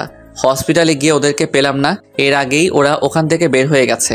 আনিকাকে ফোন দিলাম, আনিকা কোথায় আছো? বাসায় কেন? না তেমন কিছুই না। তোমার আম্মুকে বাসায় নিয়ে গেছো? খুব ভালো। তবে আমাকে কি সাথে নিয়ে গেলে বা আমাকে বললে কি আমি সাথে থাকতাম না? আসলে বুঝতে পারিনি, সরি। আচ্ছা আমি বাসায় আসতেছি বলেই ফোনটা কেটে দিলাম। বাসায় চলে গেলাম। ওদের সাথে অনেক মজা করলাম। এখন ওর থেকে দূরত্ব বজায় রেখেই চলতে হয়, কারণ ওর আম্মু জানে না আমরা বিয়ে করেছি। উনি জানে ও আর আমি বন্ধু। ওর আম্মু, আমি আর আনিকা 3 জনে মিলে খুব আনন্দে দিন কাটাচ্ছিলাম। সবার মুখেই হাসি ছিল। আনিকার আম্মু মন থেকে আমাকে অনেক পছন্দ করত, আর উনি আমাকে কয়েকবার বলেছিল আনিকা আমি বিয়ে করে সব সময়ের জন্য রেখে দিতে, কিন্তু বারবারই তখন আনিকা অমত করে। হঠাৎই আনিকা আমাকে বলল, আবিদ কিছু কথা বলার ছিল। বলো আনিকা। একটু ছাদে আসো। আনিকা তখন ছাদে চলে গেল। আমিও তার পিছু পিছু গুটি গুটি পা বাড়াচ্ছিলাম আর ভাবছিলাম আনিকা কি বলতে চাচ্ছে আমায়। সে চলে যাবে না তো? ভাবতেই কেমন কষ্ট লাগে, কিন্তু কিছু কষ্ট দৃষ্টির আড়ালেই থাকে। ছাদে গেলাম, গিয়েই বললাম, বলো আনিকা কি বলতে চাও? আবিদ তুমি আমার অনেক উপকার করেছো, আমার মায়ের জীবন বাঁচাতেও অনেক সাহায্য করেছো। আসলে তোমার উপকারের ঋণ হয়তো কখনোই শেষ করতে পারবো না। হঠাৎ এগুলো বলছো যে? আসলে আজকের দিন গড়িয়ে রাত পার হলেই তো তোমার 2 মাস শেষ, আর তারপরে তো আমি চলে যাব। আর কাল সকালেই আমি মাকে নিয়ে চলে যাব। অবাক হয়ে ওর দিকে তাকিয়ে আছি। কি হলো, কিছু বলছো না যে? আসলে আমার কিছুই বলার নেই আনিকা, তবে দিনগুলি যে এত তাড়াতাড়ি শেষ হয়ে গেছে সেটা খেয়ালই করিনি। তবে তোমাকে আমি আর আটকাবো না। যদি কখনো মনে হয় আমার কাছে তুমি ভালো থাকবে তাহলে চলে এসো। আমার মনের দরজা তোমার জন্য সবসময় খোলা থাকবে। ধন্যবাদ। তবে আমার এক অনুরোধ রাখবে আনিকা? কি অনুরোধ? কাল যখন চলে যাবে তোমাদেরকে আমি ড্রাইভ করে তোমার বাসায় পৌঁছে দিব। তবে সমস্যা নাই, যদি প্রবলেম থাকে তাহলে যাব না। তখন আনিকা আমার দিকে কেমন অবাক চোখে তাকিয়ে রইল আর মাথা নাড়ালো। সেদিন রাতে আনিকা সহ সবার সাথে অনেক বেশি মজা করেছিলাম। তারপর আনিকা ওর আম্মুর সাথে ঘুমাতে চলে গেল। আমিও চলে গেলাম ছাদে। সারা রাত না ঘুমিয়ে একটার পর একটা সিগারেট টানতে লাগলাম। মনের কষ্টগুলোকে সিগারেটের ধোঁয়ার সাথে মিশিয়ে দিচ্ছিলাম। খুব কষ্ট লাগছিল, কারণ আনিকাকে যে এতটা ভালোবেসে ফেলবো বুঝতেই পারিনি। আর ওর কী দোষ? ও নিজেও তো অন্য আরেকজনকে ভালোবাসে। আমি যেমন আনিকাকে কাছে পেতে চাই, ঠিক তেমন ও নিজেও তো ওর ভালোবাসার মানুষকে কাছে পেতে চাই। এই কথাগুলো বলেই নিজেকে বারবার সান্ত্বনা দিচ্ছিলাম। হঠাৎই ফজরের আজান দিচ্ছে। আজান শুনে ছাদ থেকে নেমে রুমে চলে গেলাম। সকালে খাওয়া দাওয়া করে ওদের বাসার উদ্দেশ্যে রওনা দিলাম। খুব দ্রুত গাড়িটা চলছে আর খুব দ্রুতই হারিয়ে যাচ্ছে আমার আনিকা। বিকেলের দিকে ওদের বাসায় পৌঁছে গেলাম। ওদেরকে নামিয়ে দিয়েই, আনিকা আমি তাহলে চলে যাচ্ছি, ভালো থেকো আর মায়ের প্রতি যত্ন নিও। সে কি বাবা, তুমি মাত্র আমাদেরকে বাসায় পৌঁছে দিছো, এখন তুমি নিজেই অনেক ক্লান্ত, একটু রেস্ট নাও, খেয়ে দে তারপর যাও। না গো মা, সব জায়গায় থাকার আর খাওয়ার অধিকার হয়তো আল্লাহ সবার কপালে লিখেনি, তবে আপনি বলেছেন এতেই আমি খুশি। আনিকা আমি চলে যাচ্ছি, ভালো থেকো। একটু থেকে গেলে কি হয় না? না আনিকা, তুমি তো জানোই আজকে আমার কাজ শেষ, আজ আমি অপ্রয়োজনীয়। যাই হোক, ভালো থেকো আনিকা, অনেক সুখে থেকো। তুমিও সুখে থেকো, আর ভালো একটা মেয়ে দেখে বিয়ে করে সুখে সংসার করো। করতে চেয়েছিলাম তো, কিন্তু সেটা হলো না। আর এখন নতুন করে আমার কোনো ইচ্ছা নেই। ভালো থেকো গো পাগলি, খুব ভালো থেকো। বলেই ওখান থেকে চলে আসলাম। আনিকার মা কয়েকবার আমার দিকে কেমন রহস্যজনকভাবে তাকিয়েছিল। হয়তো কিছু বুঝবে, হয়তো বা না। বুকের কষ্টগুলোকে চাপা দিয়ে ওদের কাছ থেকে হাসি মুখে বিদায় নিয়ে গাড়ি চালানো শুরু করলাম। গ্রামের আঁকাবাঁকা রাস্তা, তার উপর চোখ দুটি ঝাপসা হয়ে আসছিল বারবার। গতকাল রাতে না ঘুমানোর কারণে মাথাটাও কেমন ভন ভন করে ঘোরাচ্ছিল। গাড়ির স্পিডটা আরও বাড়িয়ে দিলাম, যেভাবেই হোক আমাকে এই মায়া ত্যাগ করে অনেক দূরে চলে যেতে হবে। গাড়ি আঁকাবাঁকা রাস্তা দিয়ে চলতে লাগলো। হঠাৎই মাথাটা কেমন ভন ভন করে ঘুরে গেল, আর চোখ দুটি বন্ধ হয়ে গেল। সব কিছু অন্ধকার মনে হচ্ছে। এরপর আর কিছু মনে নেই। চোখ খুলতে কেমন ঝাপসা ঝাপসা দেখতে লাগলাম, কিছুই ভালো করে দেখতে পাচ্ছি না। চোখটা আস্তে আস্তে ঘোরাতে ঘোরাতে দেখলাম আমি কোনো হসপিটালে আছি, কিন্তু আমি এখানে কেন? আর কেনই বা? ভালো করে স্পষ্টভাবে কিছুই দেখতে পাচ্ছি না। ঠিক তখনই আপন কোনো মানুষের কান্নার আওয়াজ, আর তার সাথে শুনতে পেলাম, আবিদ, তোমার জ্ঞান ফিরেছে? আবিদ, তোমার কেমন লাগছে? আর সেদিন কি হইছে? মানুষটার দিকে তাকালাম, কিন্তু চোখে ঝাপসা দেখার কারণে চেহারা বুঝতে পারছি না। তবে কণ্ঠ শুনে বোঝা যায় এটা আনিকা, কিন্তু আমি ভালোভাবে দেখতে পারছি না কেন। ঠিক তখনই চিৎকার দিয়ে উঠলাম, আর আমার মুখ থেকে আপনা আপনি বের হয়ে গেল, আমি ভালো করে দেখতে পারছি না কেন। সব কিছু এমন ঝাপসা লাগছে কেন? কি বলছো আবিদ? তুমি ভালো করে দেখতে পারছো না? না, আমি কাউকে ভালোভাবে দেখতে পারছি না। আমার চোখের কি হলো? না, তোমার কিছুই হতে পারে না। Doctor, doctor. ঠিক তখনই ডাক্তার এসে হাজির। কি হয়েছে? আর রোগীর জ্ঞান কখন ফিরেছে? একটু আগেই ফিরছে। ডাক্তার, আবিদ ভালো করে কিছু দেখতে পারছে না কেন? ওর চোখের কি হয়েছে? আসলে আচ্ছা, আপনি আমার সাথে আমার চেম্বারে আসুন। ডাক্তার সাহেব, সমস্যা নাই, আপনি এখানেই বলুন, আমিও শুনতে চাই। আসলে আবিদ সাহেব, অ্যাক্সিডেন্টের সময় আপনার মাথায় অনেকটাই আঘাত পড়ে, কিন্তু তার চাইতে বেশি আঘাত পড়ে আপনার দুই চোখে। চোখ দিয়ে রক্ত বের হয়ে গেছিল, আর আপনার চোখে প্রচণ্ড আঘাত পড়ার কারণে চোখের রেটিনা, কর্নিয়ার মারাত্মক ক্ষতি হয়ে গেছে, যার কারণে আপনি ঠিকমতো ভালোভাবে দেখতে পারছেন না। না, এ হতে পারে না।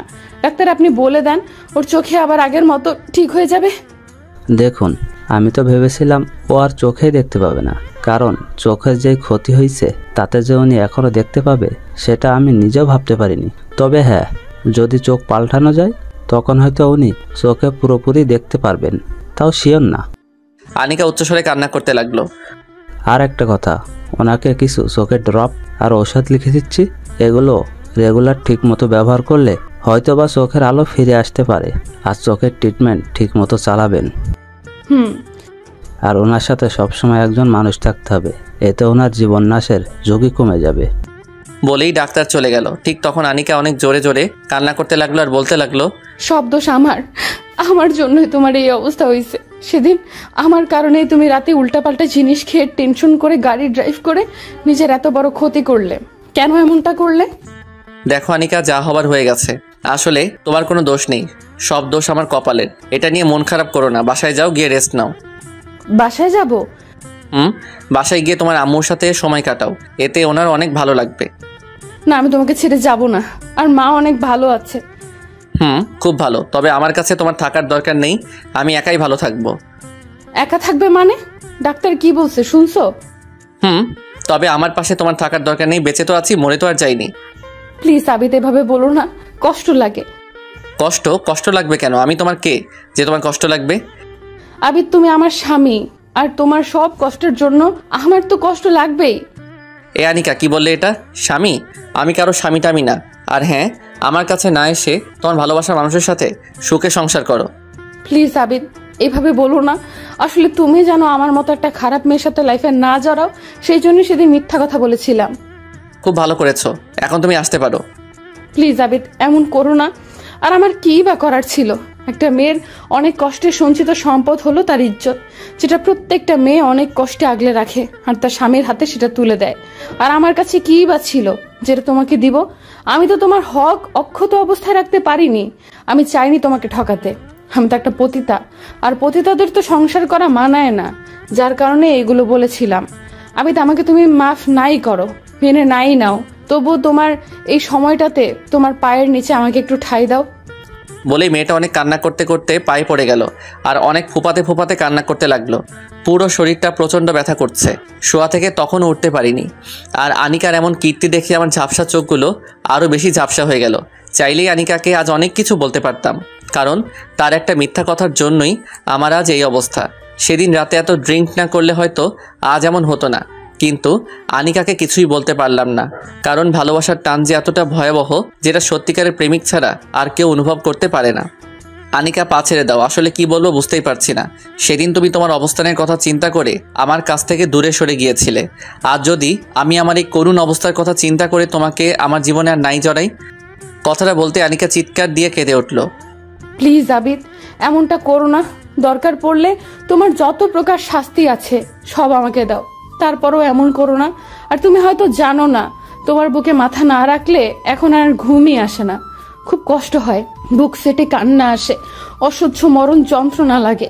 এগুলোর একটাই কারণ, আমিও যে তোমায় ভালোবাসি, কিন্তু নিজে একটা পতিতা বলে সেগুলো প্রকাশ করতে কখনোই সাহস পাইনি। প্লিজ আমাকে ফিরিয়ে দিও না। আমাকে না হয় তোমার ওই দিনগুলোতে তোমার পাশে থাকার সুযোগ দাও। তুমি সুস্থ হলে না হয় আমাকে তাড়িয়ে দিও। প্লিজ আমাকে এখন তোমার পাশে থাকতে দাও। বলেই আনিকা গলাকাটা মুরগির মতো ছটফট করতে লাগলো আর কান্নার পরিমাণ আরও বাড়িয়ে দিল। কি করব বুঝতে পারছি না। আমার এই অবস্থা দেখে যেই মেয়ে আমার পাশে থাকতে চাচ্ছে সেই মেয়ে নিঃসন্দেহে আমাকে ভালোবাসে। আচ্ছা আনিকা, আমার শরীর ভালো হলে তুমি চলে যাবে তো? একটু নীরবতা পালন করে বলে উঠল। তুমি যদি চাও তুমি সুস্থ হলে আমি চলে যাই, তাহলে তাই হবে। একেবারে থাপ্পড় দিয়ে দাঁত ফেলে দিব। তাহলে আসারই দরকার নেই। যদি সারা জীবনের জন্য আমার কাছে আসতে পারো তাহলে এসো, আর যদি না পারো ক্ষণিক সময়ের জন্য আসার দরকার নেই। আমি রাজি, কখনোই তোমাকে ছেড়ে যাব না। জীবন থাকতে তোমাকে একা করব না। আর আমাকে অনেক ভালোবাসতে হবে কিন্তু। নিজের চাইতেও বেশি ভালোবাসবো তোমায়। একটা কথা বলবো? তোমার শরীরে খুব ব্যথা করছে তাই না? যদি অনুমতি দাও তাহলে তার অর্ধেক ভাগ আমি নিব। কিভাবে? আগে অনুমতি দাও। দিলাম। এরপর কি হলো বুঝতেই পারলাম না, কারণ কিছু বুঝে ওঠার আগেই আনিকা আমার মাথার পাশে এসে বসলো। আর আমার মাথার পাশে বসেই ওর ঠোঁট আর আমার ঠোঁট এক করে নিল। এই প্রথম আনিকা নিজ ইচ্ছায় আমার সাথে এমন করায় খুব অবাক হয়ে গেলাম। একটু পর ও নিজেকে ছাড়িয়ে বলল, এখন কি কিছুটা কমেছে? কমেনি, উল্টো বেড়ে গেছে। কি? মনের ভিতর খা খা শুরু হয়ে গেছে। কেন? যদি আরো কয়েকটা পাওয়া যেত তাহলে খুব ভালো হতো। যাও দুষ্টু কোথাকার। দাও না প্লিজ। তারপর আর কি, আনিকাকে নিয়ে চলে গেলাম ভালোবাসার রাজ্যে। শরীরে ব্যথা অসুস্থতা যে কোথায় হারিয়ে গেল সেটা অজানাই রয়ে গেল। অনেকক্ষণ পর আনিকা আবারও নিজেকে ছুটিয়ে নিল। ঠিক তখনই আনিকা বলে উঠল, আবিদ, তুমি সবসময় তোমার ওই বুকে আমাকে আগলে রাখবে তো? কখনো আমাকে ছেড়ে যাবে না তো? এই সেম প্রশ্নগুলো তো আমারও। আমি তোমাকে কখনোই ছেড়ে যাব না। একমাত্র মৃত্যু ছাড়া আমাকে তোমার কাছ থেকে কেউ আলাদা করতে পারবে না। আমারও সেম কথা। তখন আনিকা আবারও আমার কপালে একটা চুমু দিল। একটু পর ডাক্তার এসে আমাকে ঘুমের ইঞ্জেকশন দিয়ে ঘুম পাড়িয়ে চলে গেল। আমার আর কিছুই মনে নেই।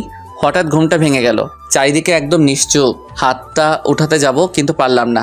ঝাপসা ঝাপসা চোখে ঝাপসাভাবে দেখতে পেলাম আনিকা আমার হাতটাকে তার মুখের উপর রেখে আমার বেডের নিচে শুয়ে আছে। ওকে মাত্র একটা ডাক দিতে ও সজাগ হয়ে গেল। আনিকা। কি? তুমি ঘুম থেকে কেন উঠছো? আর তোমার কি কিছু লাগবে?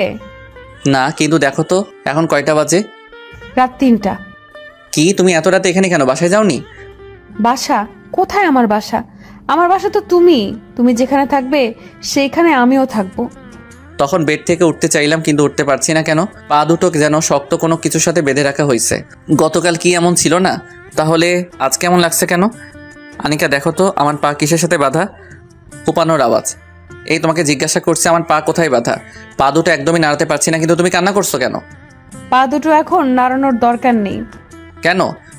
আসলে বলে আবারও কান্না শুরু করে দিল। আরে কান্না করছো কেন বলবে তো? আমার পায়ের কি হয়েছে? অ্যাক্সিডেন্টে তোমার দুটো পায়ে ভেঙে গেছে আর এখন ব্যান্ডেজ করা আছে, তাই পা নড়াতে পারছো না। কথাটা শুনে কিছুক্ষণের জন্য নিস্তব্ধ হয়ে গেলাম। গতকালও মনে করেছিলাম হয়তো শরীর ব্যথার কারণে পা নাড়াতে পারছি না, আর আজ আমি এটা কি শুনছি? আমার পা ভেঙে গেছে। পোড়া কপাল আমার। ছোটবেলায় মা বাবাকে হারিয়ে এতিম হয়ে বহু কষ্টে জীবনযাপন করলাম। বড় হয়ে হলাম একটা বাজে ছেলে। যখনই ভালো হতে চাইলাম ঠিক সেই মুহূর্তে কত ঝড় ছুটে আসলো আমার জীবনে।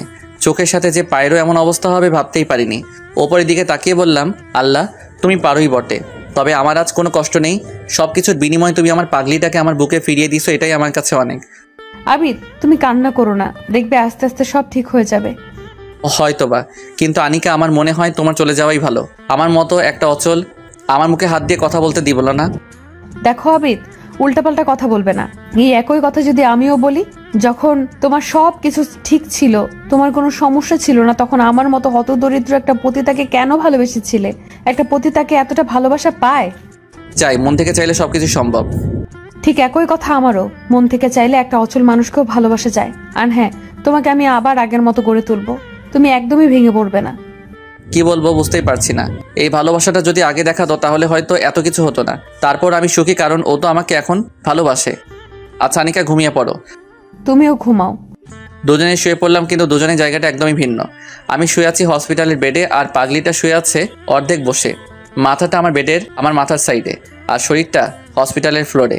গভীর রাত, হয়তোবা রাতটা প্রায় শেষ, চোখে ঘুম নেই, শুধু আনমনে তখন আনিকার কথাই ভাবছি।